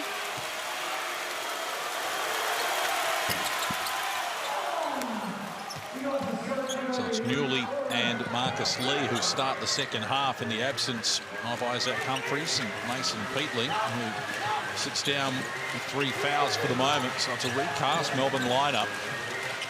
On top by 2 here. Magnay from close range draws a foul and get a chance at the extra here as Illy picks up his second person. I love the way Tassie gets into their ball screen. They don't just start off in it straight away where the whole defense can see it coming, Casey. They get a little bit of a dribble handoff first. They might have guard-to-guard screen, and then when Josh comes off of it, Marcus Lee has to react to it, and then there's no weak side help because they got a guy over there in the corner. Lob, layup. And that's, I think, what all the United players were standing around talking about. Ray John Tucker was basically in Milton Doyle's pocket, and Milton Doyle was where that referee is next to Dean Vickerman. He wasn't in the corner, but you still just can't be attached. You've got to play into that space. You've got to allow Josh Majette as a ball handler to see a crowd. He didn't see anybody. He just saw an open passing lane to Will Magnay, who got the 3-point play. Illy draws a foul on Majette, going to be his second personal. Second team foul on Tasmania in this quarter. Both these teams aren't afraid to foul when it's necessary. Melbourne averaged 20 a game, which is the most in the competition. Likewise, Tasmania at 20, and just under 7th in the equation in terms of first. The lowest number being ranked at number 1. Wasn't it Rowley? What's got Ross Smith? Observant. You don't miss much, Pete Hawley. Was that a Coach of the Year, Rowley? Here's Milton Doyle with a 3. It's off the mark. Playoff bonus, Rowley. Grand final last year, Rowley. Tassie on top by 1 here at the moment. Charge. And Weeks hits the deck hard. Foul on Tucker, his first person. That's what I was talking about, that possession we highlighted in the first half. He's too athletic and he's too strong. Sometimes you just got to take a punt. Pick a side, get there and establish yourself. And if he comes that way, you take it through the chest. Kelly to restart. 5 points to 4 since half-time, almost 3 minutes played. Sydney and Perth. Still to come a little later. As Majek goes solo, he's off the mark. 2 of 8 from the field now. Not the shooting night he was hoping for in front of mum and dad. Sorry, Case. Yeah, they tried to run the exact same play there, Pete. Guard-to-guard screen in the ball screen, but that time CG43 saw it coming and blocked the roller. They got nothing out of it. That's going to be a blocking foul and one opportunity. Shea Ili being a little bit more aggressive on the offensive end. Have another look here. Shea Ili was passing to Brad Newley, puts his head down, gets all the way to the hoop. That's where he can have an advantage in that power forward spot. We had a guy back in the day, Case, you might remember, small ball, 4-man at 6'7", very agile and athletic, Glenn Saville. Yep. Anytime we went small, Sav could bring a big guy out there on the perimeter, put the ball on the floor, ISO him. Newley's in a similar role when he plays 4 for this team. Now, I hope you're not insinuating that not many people would know who the great Glenn Saville is. Just checking, just checking. So Melbourne by 2. Joined us late. Both teams have had the lead in each of the 3 quarters so far. It's been an arm wrestle. Jet eyes deep from Newley. And Tarmaze puts a stop to it. It's a great recovery from Brad Newley. A little bit of a punch screen from Rashad Kelly to get Josh Majette open in the corner. Didn't give up on the play, got a hand to it. Ili exploring against Doyle. Lob pass for Lee from close range. Adds another 2. So Marcus Lee now with 12. He leads Melbourne, who have the game margin out to 4. United are doing a great job on both ends. They are locked in on defense. As even though Xavier just got that foul, then they're not giving up easy stuff. They're keeping the score to a score they can beat. And then they're coming down the other end, and they're not being wild. They're being efficient. They attack the rack. They're getting good shots. This game is so tight, it's going to come down to, I guess, who makes the least amount of mistakes in the end. What impresses me most about Marcus Lee is that he's always ready for a pass. He always puts himself in the right spot. That there would be a shot from 98% of the players in this league. And Shea Ili decided just to lob it up, and Marcus Lee went and finished it. And I tell you what, this is around the time when we see the conversation start being had in terms of who you want to bring back next year, who you're trying to recruit. All of it goes on behind the scenes because the teams have to focus on the end of the season. Marcus Lee, is he someone you're having a conversation with right now saying, look, we love what you've done so far. I reckon we'd like a whole year with you. Better believe it. He's a United kind of a center. Don't have to run a lot of plays for him, or any plays for him, but he's going to defend. He's going to run the floor. He's going to block shots. He's a great character as well. And I'll tell you what, that could potentially be looked at here as an unsportsmanlike foul. Shea Ili just threw it straight to Rashad Kelly. And they're going to have a chat about it. Has started. He is progressing from the front to the backcourt, so he's still in transition. That's unnecessary contact, so I'm going to go with it. So perfect explanation of what they're saying.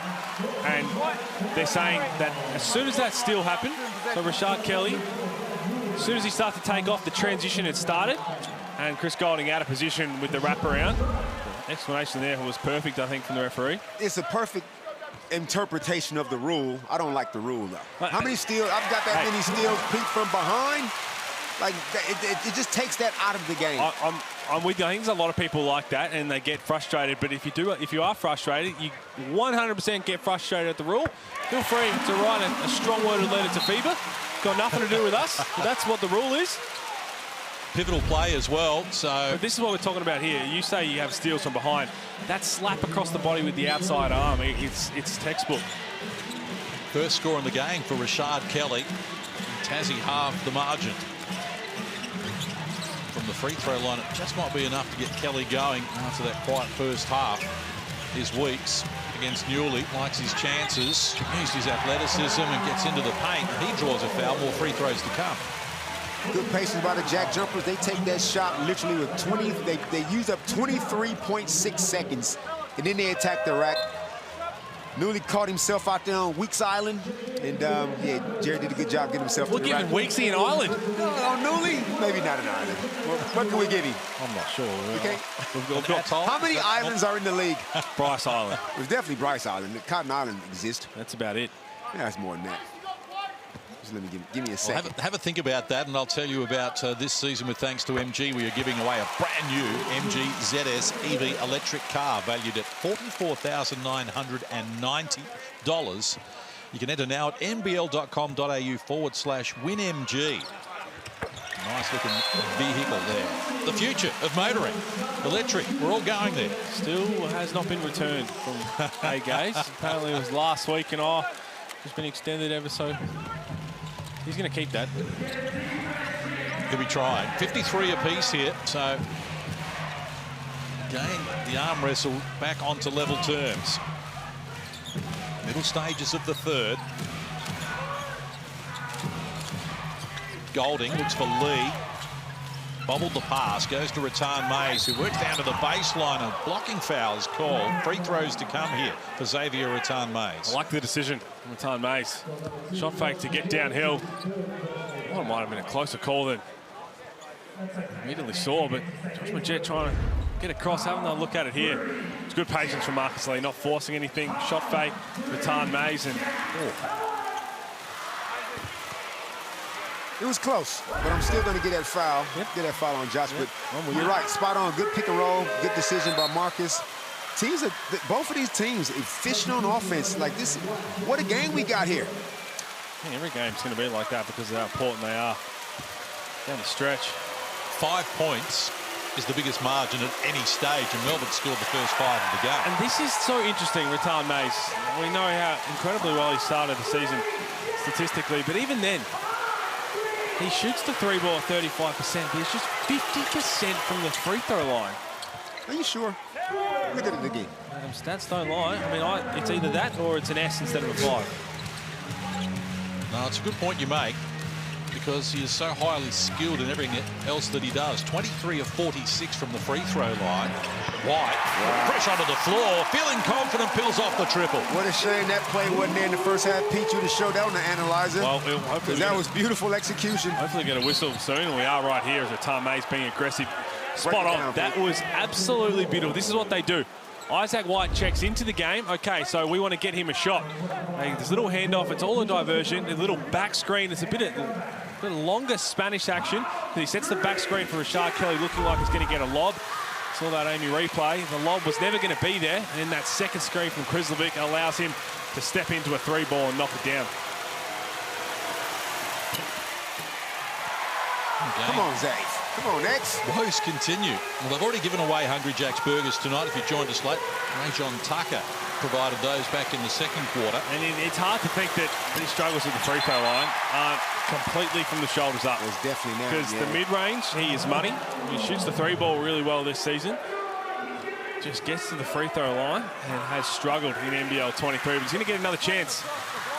Well, it's a team-wide issue as well, because United 69% as a team, 8th on the ladder. And if these games we suspect are going to be similar to this down the stretch through to the playoffs, shooting the ball, missing free throws could end up costing someone a spot in the top 6. It always comes down to a bucket or two here or there. So Tassie on top by 1. Middle stages of the third. In a great contest.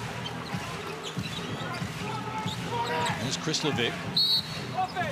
Offensive foul called off the ball. It's called on Doyle.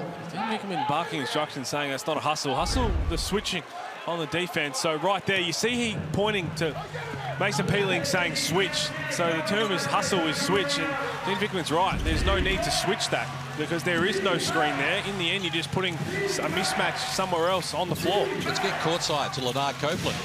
I don't know if you guys are speaking about defense, but Dean Bickerman's main aim is to shut Doyle down. And they're doing a good job because every time someone switches on him, their main focus is for him not to get the ball. Once he gets it, they make sure it's a tough shot. Yeah, they've done a good job of it. Failed to score in the opening quarter, Milton Doyle. Had 4 in the second. Hasn't added any since half-time. But yet Tasmania just ticking away on the offensive end because they know that. And if you're Milton Doyle, you mentioned it, Damon, he'll understand, okay, if that's what we're going to put their emphasis on, I'll take a little bit of a back seat, but I'll stay engaged in the offense because that way they stay engaged defensively on him and they run those plays for Isaac White. When Jack McVeigh comes in, he gets more aggressive because everybody's focused on taking the ball out of Milton Doyle's hands. They got 7 guys that can get double figures, so it's no big deal. You take Milton Doyle out, that's just more opportunities for everybody else. So good job by keeping Doyle quiet because obviously we know what he can do, but this is just danger all over the court for Tassie. He's had a mixed bag against Melbourne this season, Milton Doyle. In round 8, when they won by 4, he finished with 23 points. But in that first game back in round 3, just 7 points, and he was 1 of 6 from long range. Well, that was one of the rare quiet nights that we've seen from Milton Doyle so far. He's top 10 in the league in scoring and averages 5 rebounds, 3 assists to go with it. 2 steals a game, 43s, 32%. It's been a very good first year in the NBL. Here's the guy checking in United need to be careful of. Jack McVeigh checks in, and we all know how quickly he can score. So Tassie shot themselves in the foot off the free throw line, giving up 2 violations. I mean, every point counts in this game. White with it. Doyle guarded by Latam Mays. Quick whistle, so free throws to come here with both teams over the limit. Again, it's a really smart set. So they put Milton Doyle in the post, looking like he's going to set an up screen to get Jack McVeigh into the post, who's just checked into the game.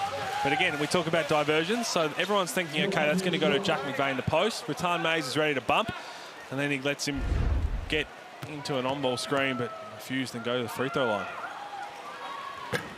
Coach has been talking all year about foul discipline, too. You know, you get yourselves in the bonus with 4:20 left to go in the quarter. Now, you want to be aggressive on D case, but you also got to be smart. You got to just contain the ball. Rare miss from the free throw line for Milton Doyle. 88% this season, 45 of 51 coming into tonight's game. His first score in this second half. Ties it away at 57, a little over 4 minutes remaining here. 2-0 lead for JackJumpers over Melbourne this season. Both games on the road for Tassie. Yeah, that shot right there. You can get that any time in the offense because that's going to play right into the JackJumpers' hands. Marcus Lee, right spot, right time. He's playing some really big minutes. With no Isaac Humphries, 14 points, got 5 rebounds. Melbourne on top by 2. The arm wrestle continues. Chris Levick, a sack off him. Waits for Doyle, gets rid of Mays. And then from the foul line comes up with another 2. Caught Marcus Lee playing in the drops, which we've talked at length about all season. And a mid-ranger, Milton Doyle, is a lot like Xavier Tom Mays. They can hit that shot. So you have a decision to make as a post player. It's just, again, overzealous in the closeout. Chris Golding, that's just a veteran play. Really smart knowing that you're going to try and chase and stay attached. Stop on a dime, rise up. Another look here. Sean McDonald just lost track a little bit and ended up high-fiving. High-fiving Chris Golding. Yep, with that left hand. But this is smart from Milton Doyle. He's seen that Shea Illy's gone out of the game, so he's starting to free himself up a bit on the offensive end.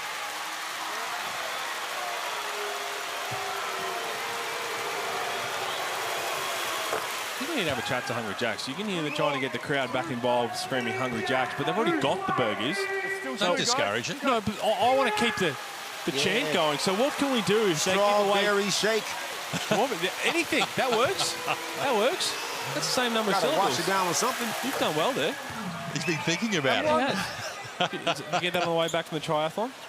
It astounds me that a man that can do a triathlon on a Saturday, come to work, has annihilated the lollyball as you have. It's astounding. I got a sweet tooth. What can I say? And Melbourne up to a 3-point buffer here. And there's Isaac Humphries, who scored the first points of the game, but has managed only 3 minutes with a knee problem. We spoke a little bit about his knee issues in the past, so hopefully that's just something minor and he can be back as soon as possible. Let's get to Leonard Copeland courtside. I can't believe those two guys up there are talking about more free stuff. Two greedy guys. You're already getting a burger. Now you guys want shakes as well. How about you dig in your pocket and spend some money? How is the audacity from this bloke? He gets a new set of golf clubs every week he plays. Really? So if anyone needs one, just go to the garage of Leonard Copeland. He's got them for days. Tucker for Illy. Melbourne starting to build some momentum here. Peatling can't get the three to go. Illy almost had it. Majet takes it away. Inside the last 3 minutes of the third. We started this quarter with scores level. Both teams have been in front here in the third. And right now it's Melbourne by 3. As White gets it from McVeigh, works to the foul line, short off the front of the rim. Dodged the bullet, then the United. That could have been just a normal, regular switch. Gave up a mid-range J, got lucky. Illy, close range, can't complete it. And a chance here for the JackJumpers. 5-on-3 fast break. White, baseline. And it's going to be called for the travel. The points won't count. They'll turn it over for the 7th time. Exceptional job from Marcus Lee. He got blown by, stuck with the play, and then stayed disciplined enough not to foul. So right here, you've ran the shooter off the line. Rajon Tucker came across, and then just the discipline to stay down. Isaac White was hoping that he'd be able to draw the contact from behind. Wasn't going to happen. Melbourne have hit just 4 field goals in this quarter. They've got the job done from the stripe. They've 9 of 12 from the free throw line in this quarter is where they've been getting the action, and they lead by 3. 62-59 is the equation. And a reminder, this season, with thanks to Latrobe Financial, we're giving away a guaranteed $50,000. Let's have a look at some of the great entries so far. And I may have been practicing this a little bit in recent times, and as soon as I get it, you'll get the video. But it's proving a little more difficult than I had thought, Damon. Are you shooting a jump shot case, or are you doing the old bucket, the old... I am sitting down on the ground, facing the wrong way, throwing it over my head for an added degree of difficulty, because the $50,000 is worth it. Now, this man, Scott Roth, he cannot be in it because he regularly wins at trading. Chainsaw! Have a look at this. Act like you've been there. Have a look at this. The team are being absolute pork chops with the carry on, and he's just like, look, act like I've been there, and then he pulled out the chainsaw. Couldn't help himself. That's the second known video we've seen, and he hit another one prior to that. So that's at least 3 this season. So I hope he's making some cash out of this off his team as well. We need every NBL coach to get on board. Yeah. I need to see everybody's style. We've seen 40. Now we're just seeing Roth. I need to see every coach's style from half court. Copes and Gaze, back when I was running around on a China trip with them when they were coaching, that was their thing. They would always go at each other, maybe have a little bit of dinner on the line or whatever. And sometimes, I tell you what, we never got to training because they just go back and forth for about half an hour trying to knock one down. Oh, this is another great job here by Sportsbet supporting Dunkery. For every dunk during the month of January, Sportsbet donate $500 to the Australian Prostate Cancer Group. And get behind that. Don't need to worry about dunking it if you can't, but support that cause if you can. Great cause, and thanks to Sportsbet for doing it on an annual basis. Here's Illy being bumped by Isaac White, who's called for his first personal. Free throws, more of them to come for Melbourne. They got themselves, both teams have got themselves over the foul limit, so now you got to be smart. Once you look up and see you're in the bonus, how do you play offensively? Your game hasn't changed, Pete. You just can't be blazing away when there's 2 free throws at stake with a bit of ball movement and some penetration. Case mentioned both these teams, 20 fouls a game. JackJumpers already at that mark with 2 minutes to go in the third quarter. 26 free throws from Melbourne United. This is exactly where Melbourne wanted to be, isn't it? Tight game, deep in the third. Absolutely. Normally you would say that, but playing in Tasmania on their home floor with their ability to ramp it up defensively and bring the crowd along in the clutch, just got to stick to what they've done pretty well in this third quarter. Is this the biggest lead of the game so far? It equals the biggest. It does indeed. Never seen more than 5. Melbourne with the first 5 of the game. Tassie led by 5 middle stages of the second. Back to a 5. Heavy contact there as Newley just steps into the path of Josh Majet. Newley said, take these bony ass cheeks in your midsection. Okay. Did you have any? Down he goes. You got to get up and hit these free throws. Just turned. Boop. Stuck his, yeah, Newley's just turned. Check him as he's cut. As you can see, that's heavy contact. Yeah, normal foul. White ball, block, bonus stroke. Take the wind out of your sails. Pete, if you can't get across, what are you going to do? I'm just regathering myself from your description. Just a back pick, Your description of that. What are you supposed to do? It's almost forensic, wasn't it? It was. He knew a little more than we've been. Don't know if we want to dig any deeper there, though. Newley was our rookie back in the days when I was at Townsville. We don't have to go any further than that.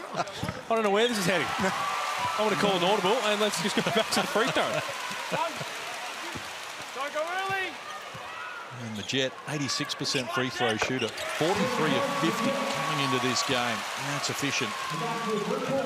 And they're back to within 3 as Majet makes them both. 7 Tasmanian players have taken free throws in the game. And 6 from Melbourne. Golding couldn't get it done. Ellie was patient and from close range adds another 2. So his first field goal of the game for Shea Ellie. He has 8 points. Love that set from Melbourne United. You see that Chris Golding initially starts looking like he's going to set the ball screen for Shea Ellie, but then gets to the corner, tries to lull the defense to sleep, lets Ray John Tucker set the ball screen, and then he spots up. Tense Magnate crushing into the paint, and blocking foul is going to be called on Marcus Lee, and Dean Vickerman's leaving the building. Dean's running to the bike. He might have done a hammy. Oh, Marcus Dean Lee challenging this one for sure. Marcus Lee wants a challenge. I tell you what, this might be looked at. Oh, Magnate turns down the 3, and you've got to have a look at that one. And I just think everybody saw it. Yep, Dean Vickerman's going to say, you know what, I'm going to challenge this. Dean, are you challenging the calls? You're challenging the block calls? Yep. Coach's challenge from Dean Vickerman. Dean sprinted a good 10 meters. Well, it's a big call, and on the evidence presented there initially, I think you're right, but you have to have a look at that. Oh, yeah, you have to challenge it, no doubt about it. And again, when they break it down, you might potentially be unlucky, but it's one of those ones you weren't happy with it, and you had a great angle. Dean Vickerman's got a perfect angle of this. Whether Marcus Lee is turn a little bit, is he straight on? That's the thing. That was my initial.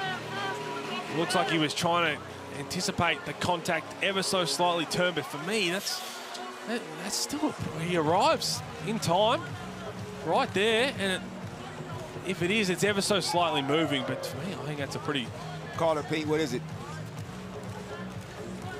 Hello, Pete. Yeah, come on. I'm normally wrong, so I'm trying to figure out the best way. He establishes outside. I don't think that's a block. I think it's a charge. I'm going charge. I don't think it's a block. So what are you saying? I think we all agree. Well, we know which way this will go. But again, it's what you spot on. You have to challenge that. Marcus, if it doesn't get overturned, I think we understand why that slight turn right at the end where he anticipates the contact. It's huge because if it is, it's Marcus Lee's 4th foul as well. Already with Isaac Humphries to take no further part because of a knee injury sustained in the first quarter, and David Barlow with a concussion in the first quarter, and who won't be playing anymore either. So here we go. Okay. Coach's challenge is successful. There we go. The foul, the blocking foul in 24 is cancelled, and we'll have an offensive foul on green 22. There we go. As we expected, it's a great challenge, and the perfect angle Dean Vickerman had. Great job from Ray John Tucker to contest that, and Marcus Lee got there in time and took that one. And he bounced straight back up, so we'll have to we'll get the glute police on it. But Damon, they looked all right and got straight back up. No problems. Let's get officially the word from referees boss Scott Butler. Mr. Casey, how are you? Very well. We got that right. Yeah, you guys got it right. So when you analyse the play, you're looking for whether the defender has got legal game position, which he does. He's actually outside the semicircle, doesn't move after that. And when the contact occurs down the torso, it actually occurs outside the circle as well. So we changed the call from a block to an offensive foul. Excellent. Thanks for the explanation. Scott Butler, referee's boss there, with the explanation, and the dunk was nice as well at the other end during the explanation. So Tassie with their hands full here at the moment as we head toward three-quarter time. Biggest lead of the game for Melbourne. McVeigh stripped by Newley, gets back after, is going to have to pull the trigger. Never looked likely. Now Illy off and running, taking one of the chops as well. Penetration, look away pass, knocked down. They've coughed it up. McVeigh wide ahead of him as he goes hard to the hoop and comes up with the 2. United did such a good job on the previous play, ran a nice Spanish action, got Marcus Lee a nice dunk for the biggest lead, but now that 2-for-1, that turnover didn't help. Right now, they've got to get this shot up and hopefully have the biggest lead again, case at 7. They were tied at 44 when we started this quarter. Here's a chance for Golding. Traffic against Doyle. Knocks down a tough 3. Majet can go 3-quarter court. Got a good look at it. But strong finish from Melbourne United to keep their playoff hopes alive. They've got the biggest lead of the game. It's an 8-point buffer. Melbourne 71, Tassie 63. And what about the finish here? Great dunk from Marcus Lee after they had the foul overturned on him. And you go to Golding when you need the 3. Lee will get the dunk done from close range, and this man will get it done from long range. Melbourne 71, Tassie 63.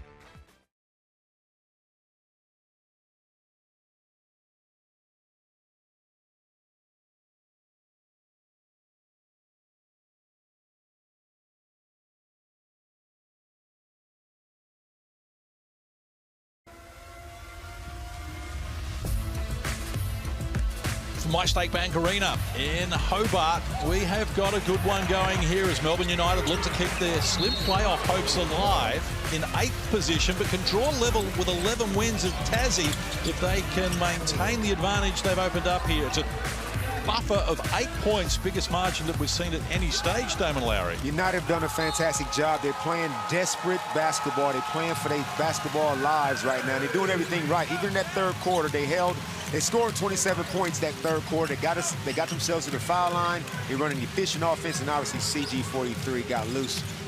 They took 14 free throws in that quarter after taking 14 in the first half, and Illy's penetration, late whistle provided here. Well, it's called goaltend. Shea Illy into double figures now.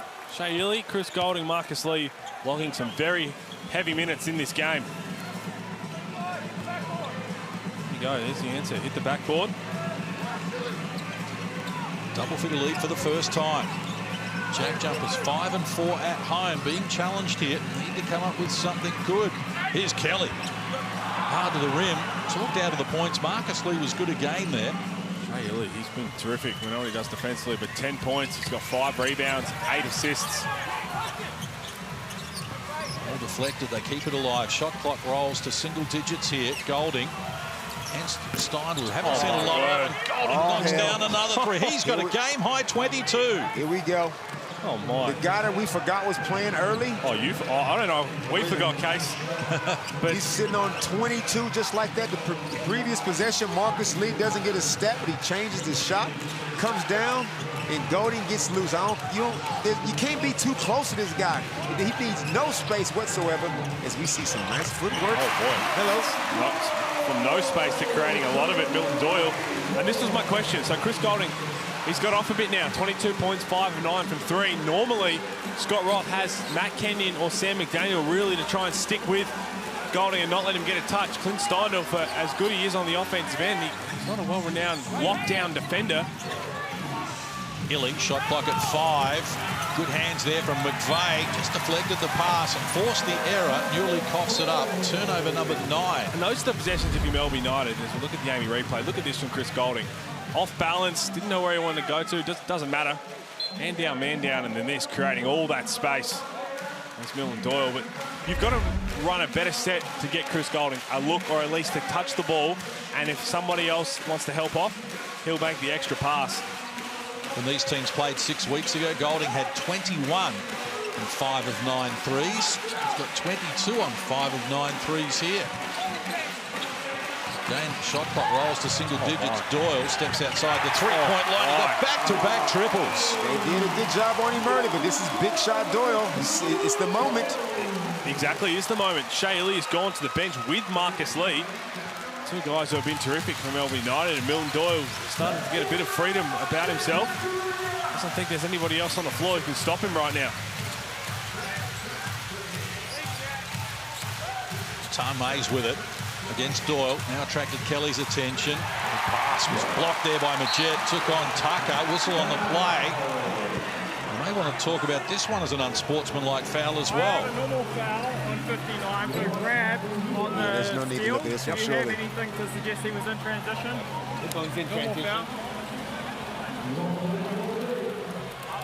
Normal foul. Normal foul. Nothing to see here.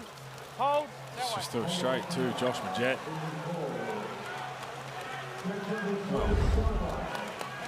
Well, they went straight to the replay centre. So they're saying that not in transition. That's the reason. Probably got saved then, Ray John Tucker, because anytime you do that swipe across the body, and bounce that error with an offensive foul. This is when the temperament right in front of you, right in front of Mr. and Mrs. Majette. He wasn't happy. He wasn't happy, Case. He didn't get the unsportsmanlike, and now you come back and give away something silly. You got to keep your head in this situation. Well, I'll remind you that Melbourne led by 7 with 7 minutes to play when these teams last met in round 8. And it was Tassie in front at the end. So look out as Tucker takes them on. Nice finish and the flex afterwards. Well, as soon as he caught that ball, Melbourne United had that offensive set where it kind of goes handoff across the three-point line and it gets to somebody who's at full speed going downhill. That time it was Ray John Tucker. He got his feet set and looked like he was going to detonate.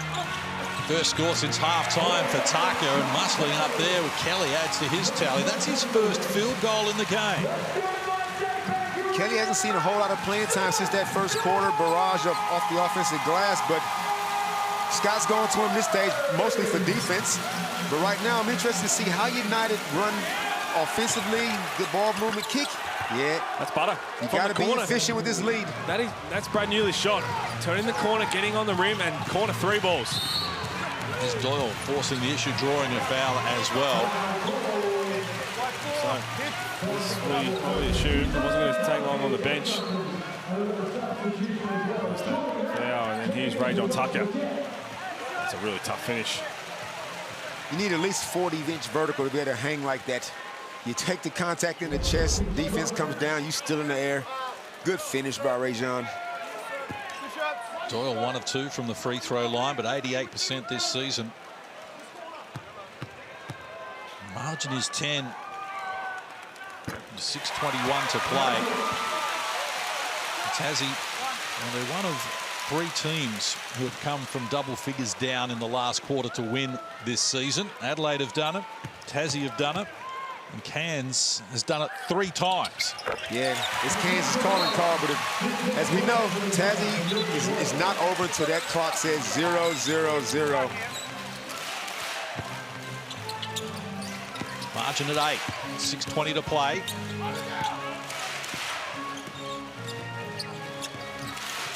Good chance here for Melbourne just to keep pressure on the teams above them. This for their 11th win of the season.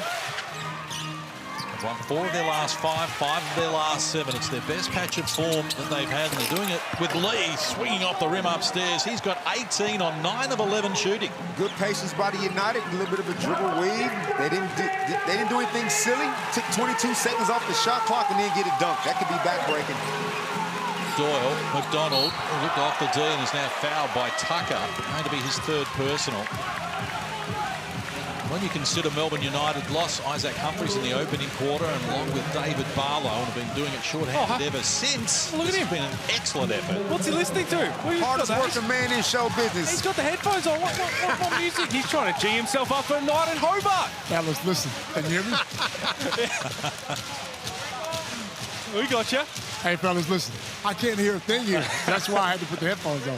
It's okay. Whatever music you need to pump yourself up, we are all about it. Oh, you might be listening to Gay's podcast from during the week.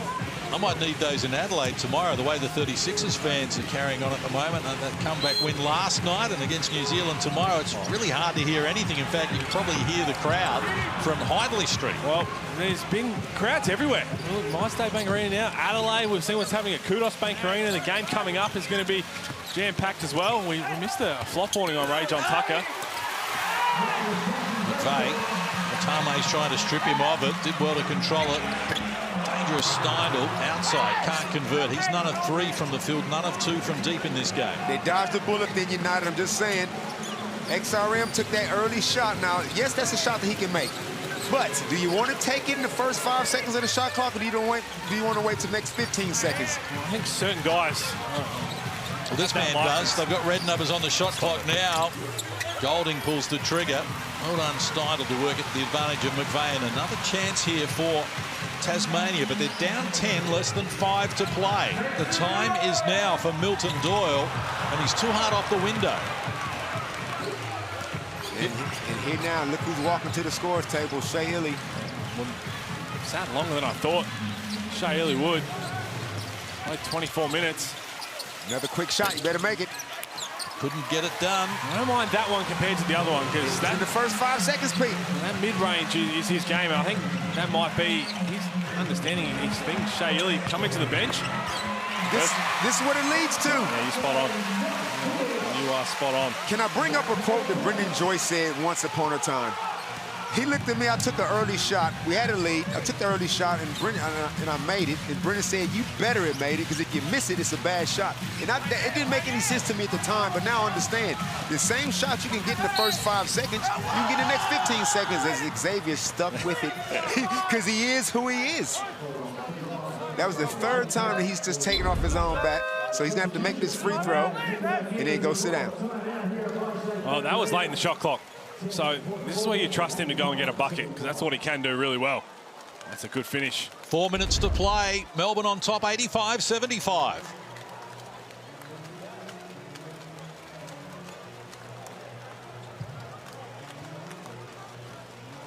Big 4 minutes coming up here. Melbourne United have done exceptionally well away from home. Pushed this out to double figures and just keep them at bay, but double digits means nothing to Tasmania. Doesn't matter how long it's left as well, and oh boy. As we saw in yesterday's game with the Hawks, just losing that game late, United are in a great position, up 10 with 4 minutes to go. The only way that Tassie can win this game is if United turn the ball over, take quick bad shots, and play bad transition D. Well, I'm surprised we even wanted to bring that up last night. Well, you know, it's a learning point. It's painful. It stings. It hurts. Well, speaking of the Hawks, they are hosting Tassie on Tuesday. This is the first of 3 games in 6 days for Tasmania, and it's going to shape their season largely. Here against Melbourne, then Illawarra, then they host Adelaide on Jan 12.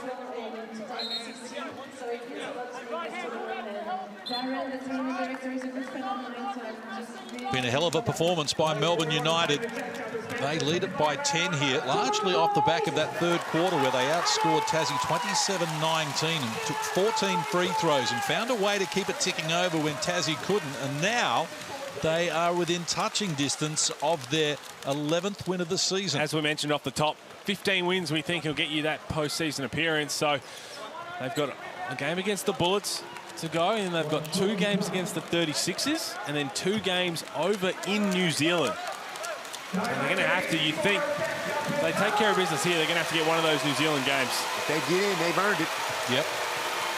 They've got the talent there. Obviously, the injury to Humphrey sustained today with that knee will tell us a little bit more about how they're going to go. And the concussion. And concussion for Dave Barlow as well. So five concussions on the year for Melbourne United.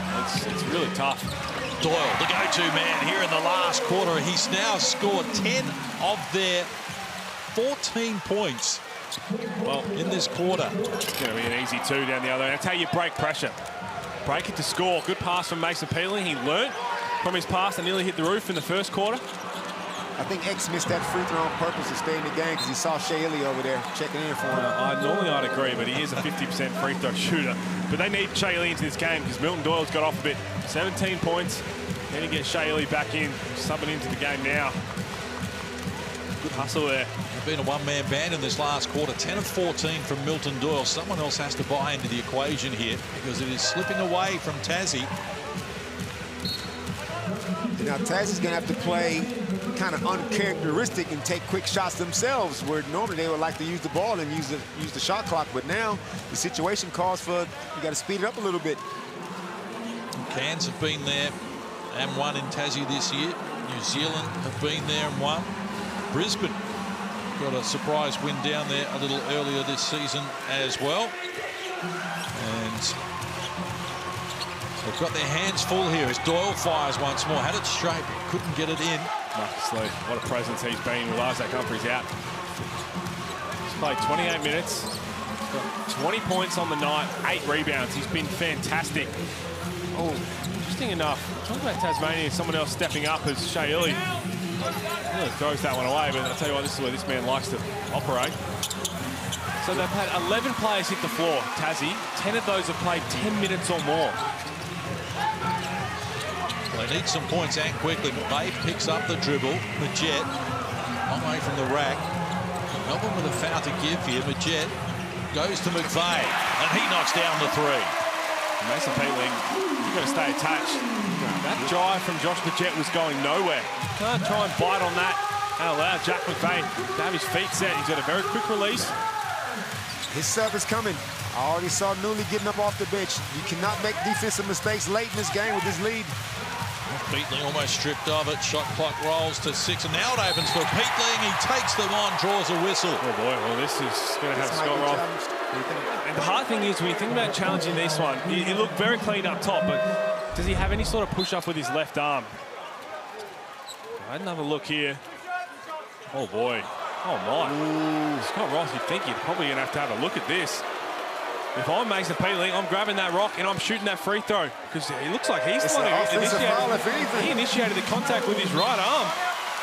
Yeah, timeout. Here comes the challenge, surely. Me down there, then you're going to call that down here?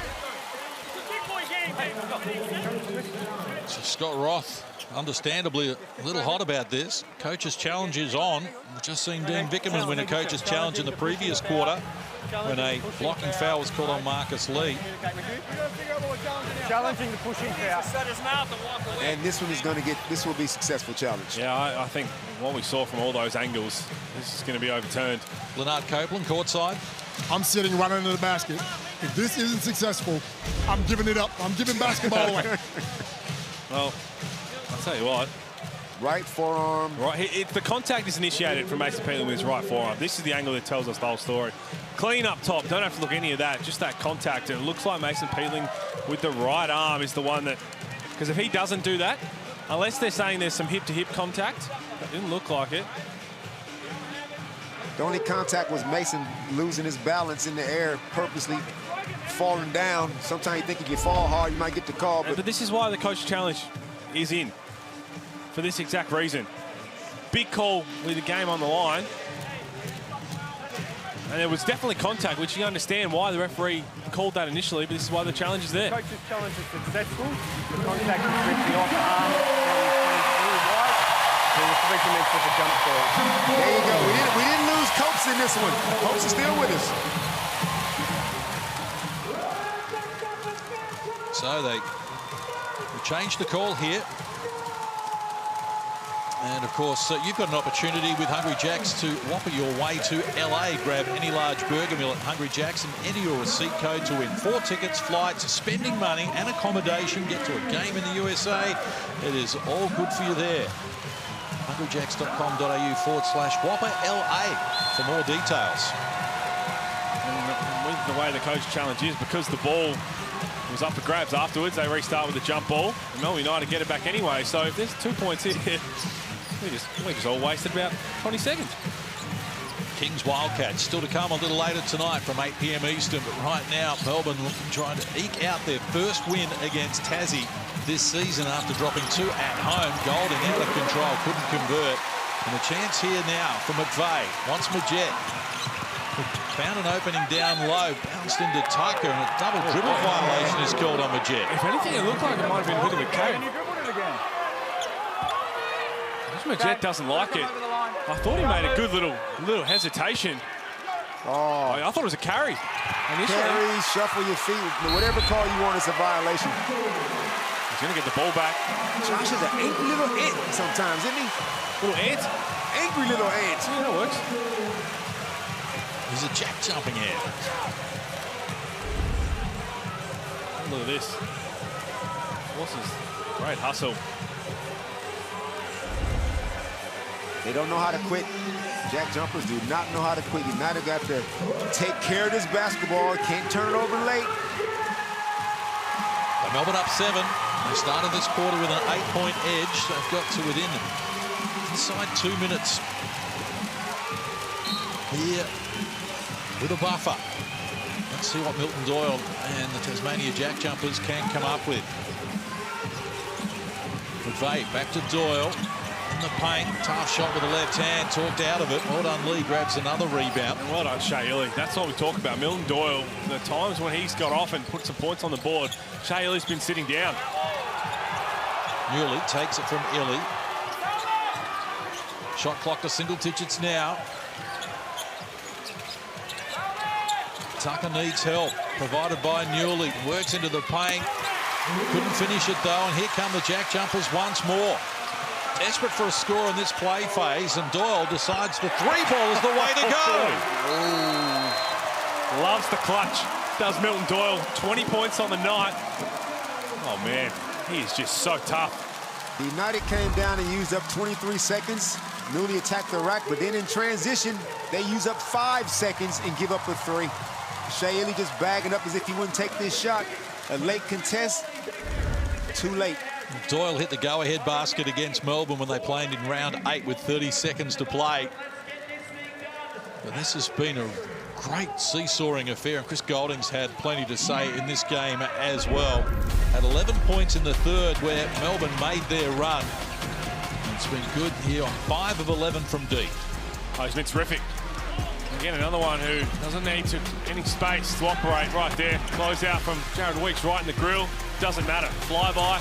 That's a layup for Chris Golding. He's been exceptional tonight, and really this whole second half of the season when Melbourne United is starting to roll, it's no surprise this man's been heavily involved. 78 threes this season after 87 last season. And Milton Doyle, how big has this man been down the stretch here? Doyle with 20 points, and 10 of those for Doyle. In fact, 13 of them have come in this last quarter out of the 20 his team have scored. As we said earlier, he has a sense of the moment. He's a big shot maker. He knows when the time is right. He's early. The United did a great job on him early, but he got himself going with a couple early threes, and now he knows he's got to come down and be super aggressive. I'll mention this off the top. As we get to the business end and it really ramps up, if they continue to get some wins and they finish 3rd, 4th, don't be surprised if he gets a lot of MVP votes. He's not going to win it, but you look at the way it's done and the way Tasmania's season's gone, you think about how unbelievable he's been, and especially in the clutch. Very likeable character, an elite player. United navigate their way over the halfway line, and now they'll look to milk the clock here. They lead by 4, and they'll wind this down. Try and deny the Jack Jumpers any sort of momentum. Now the shot clock starts to become a factor. Golding with it. Red numbers on the shot clock. Works inside the three-point line. Lee's tip-in is good enough. He's got 22 now. A season high for him. And 10 boards. The perfect big for the United. Perfect guy. He's been playing defense, elite defense since his Kentucky days. Perfect for this team. Rolls strong, defends. He's the last guy.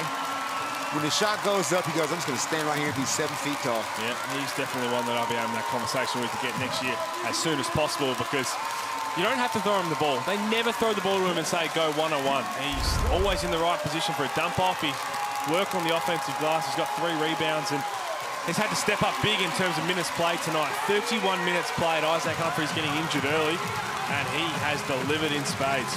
Only thing I disagree with, Pete, is 31 minutes are not big minutes. They're just 31 minutes. Well, to be but fair, I know what you mean. He doesn't play those normal amount of minutes. I get it. They actually are big minutes because he's a centre, so they are actually 31 big minutes. He's in great shape. If you're going to get technical, that's he's exactly what they are. Guys, they're 31 big minutes. We got to stop overreacting when guys play 30 minutes. Not everybody just decides to do triathlons at 3 a.m. in the morning just because it's a Tuesday, all right? Some people don't do that. It's been slim pickings for Melbourne against Tasmania, who the Jack Jumpers won 6 of their 8 games since coming into the competition at the start of last season. This isn't over. And it's a long way from over, not being over. So, margin 6. Marcus Lee in his 12th game of the season has a new season high in points and has equalled his best with 10 rebounds and 4 blocks as well. Majet made room for the 2. Caught it deep. Lee got a piece of it. Comes to Illy. The Jack Jumpers now, well, they've got fouls to give. That's going to be a problem for them as well. There's Golding. This is going to be a big win for Melbourne United. Picks up his 4th personal. Melbourne United, last time they beat Tassie, game 1 of the semi-final series last year. The last time they beat the Jack Jumpers. If they can hold on here, I'm tempted to give it to them, but come on, it's going to take something special to lose from here. It's going to take something special. Well, I'm glad you've got a short-term memory, because I'm sure that Melbourne United hasn't got that memory. Remember what happened over in WA, but we can't afford to go to overtime because a certain sideline commentator's got 20 years of time to make up out on the town in Hobart. It's been 20 years since he's been there, and he's asked for his flight to be cancelled so he can spend the night and get after it. Hey, man, you guys got too much time on your hands up there to be talking about me. You'll be worried about these last 20 minutes of the game. And by the way, my flight got canceled, so I am spending the night in Hobart. Oh, have a look at him. That's if only he was listening to us and not his pump-up music. But what a game it has been. And you mentioned Melbourne's last win in the semi-final. It was game 1, and they won at home. It was 74-63. And then after that, they went to Tassie on the Saturday, and Tasmania beat them 79-72. They came back to Melbourne. Of course, no Chris Golding. And it was 76-73 Tasmania, getting it done 2-1 to move through to the grand final series. Stunned the whole league, and we saw the shot of the season by Josh Adams with his hanging deep tray that just broke the United's back in Melbourne. I think a lot of people were thinking how they're going to replace the Josh Adams delivered. Well, Milton Doyle has been an exceptional replacement. What a performance from Melbourne United in this game. Still plenty of time left. All they got to do is get the ball in. Just inbound the ball. Don't turn it over. Tassie with 3 fouls in this quarter, so they need to give another one before they force the free throws. And Newley to restart. They get it to Golding. Doesn't matter in terms of still had a foul to give, so there's no point trying to get the ball out of his hands, hope to foul somebody else. Now's the one that's going to send them to the bonus. So if you can do the best job possible, face guard Chris Golding, don't let him catch the ball. Shea Illy 6 of 6 on the night too. Marcus Lee yet to go to the free throw line, and both Tucker and Newley have missed one at least at the free throw line. They've not gotten the inbounder right here. So Newley can quickly throw it in to Lee. Lee can give it right back to him. Less than 20 seconds to play. Melbourne on top here by 6. They lob it to Lee, back to Newley, and now they'll milk the clock. Jack Jumpers will look to foul and send Chris Golding to the free throw line as Doyle picks up his 4th personal. And this is exactly the guy you wanted to foul line late, and just to ice it. 5 of 5 in this game. Chris Golding, 90% on the season. 40 of 44 from the free throw line this season. Oh, it's been terrific. Another person you want at that free throw line. So this has been some sort of display from Melbourne. They lose Isaac Humphries in the opening quarter with a knee injury. They lose Dave Barlow in the opening quarter through a concussion. They're forced to dig deep. Scores level at halftime, 44 apiece. They find a way to turn the game in the third quarter, getting to the free throw line and open up an 8-point advantage. Get it out to as many as 13 here in the last quarter. And then Tassie get it back to 4. They're just going to come up a little short despite the heroics here from Doyle, who's stripped of it by Tucker. Can celebrate with a jam. Pack it up. Let's go home. Well, Scott Ross is just going to call a timeout here and just try and draw something up in terms of figuring out if they can execute a play. Ray John Tucker in the open floor. That is game over. It's over. I've never seen a 9-point play before, so the United have come in here and shown this is the blueprint how you beat the Jack Jumpers on the road. You have got to take care of the basketball. You got to be efficient on offense and not let them speed you up. Be very efficient, move the ball through some hands, attack the basket, because when they apply so much pressure, they tend to foul. If you can get yourself to the foul line, you can neutralize all that defensive pressure. Well, Marcus Lee's been outstanding tonight. 11 of 13 from the field for his 22 points and his season best. 10 boards, 4 blocks. Doing it in the absence of Isaac Humphries. This has been a very impressive display. No, he's been unbelievable. To be able to step up and play long stretches, a lot longer than he would have expected, and that's all he has to do. Just gets in the right area, even that, just circling around underneath the hoop to the dunker spot, and the point guards will find him. We talk about timeout here with 9-point difference. The trouble is, well, of course, the factor is that Tasmania has 11 wins. Melbourne are about to get their 11th. It may come down to percentage. Every bucket counts here, and that's why they want a high percentage play. They're not going to win the game, but a 3-ball here could be the difference between where you finish on the ladder. Spot on. Good call, Case, on that one. Always comes down to it. NBL's always that close. Maybe that's exactly why. Scott Ross drawing something up. Kelly can turn around and fire. They go for the 2, and it's all the bottom of the net for Rashard Kelly, but it's going to be Melbourne United with an impressive win here. Looking to keep their season alive. They have done just that, and they have prevailed in the final analysis here by 7 points. Full time in Tassie, it's Melbourne United 92, the Jack Jumpers 85. And a very impressive display. Oh, really impressive. Everything was stacked against Melbourne United when you talk about the injuries. And Marcus Lee, our Foot Locker player of the game, he was enormous, but they hadn't beat Tasmania in 4 attempts. They had to go on the road. Tasmania have built that fortress up, and they went in there. They stuck with it. In the end, the last couple of minutes, they looked pretty comfortable walking away with that big win. That's a big win for Melbourne United. Their 11th of the season. They draw level with Tassie with 11 wins. Adelaide has 11 wins as well. And a little later, the Perth Wildcats, well, they'll be chasing their 11th win as well as they take on the Sydney Kings. We'll be back with more right after this here on the Hungry Jacks NBL.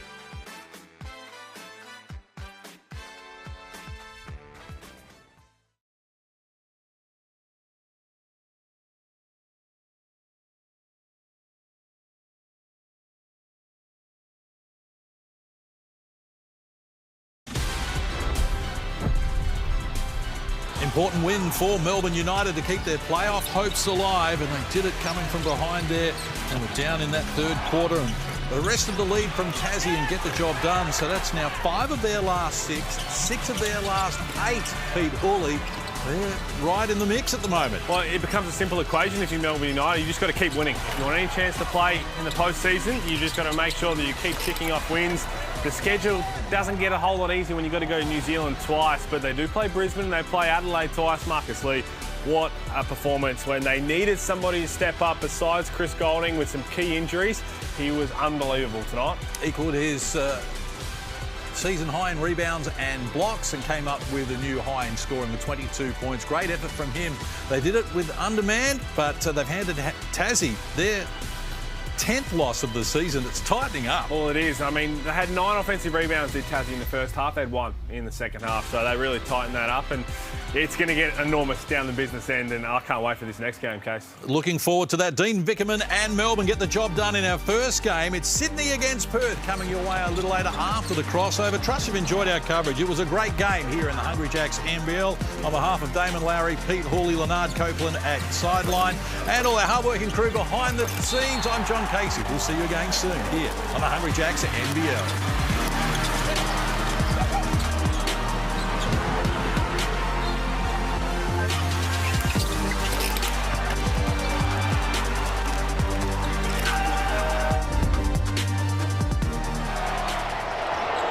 This program is brought to you by Hungry Jacks and Bunnings Warehouse.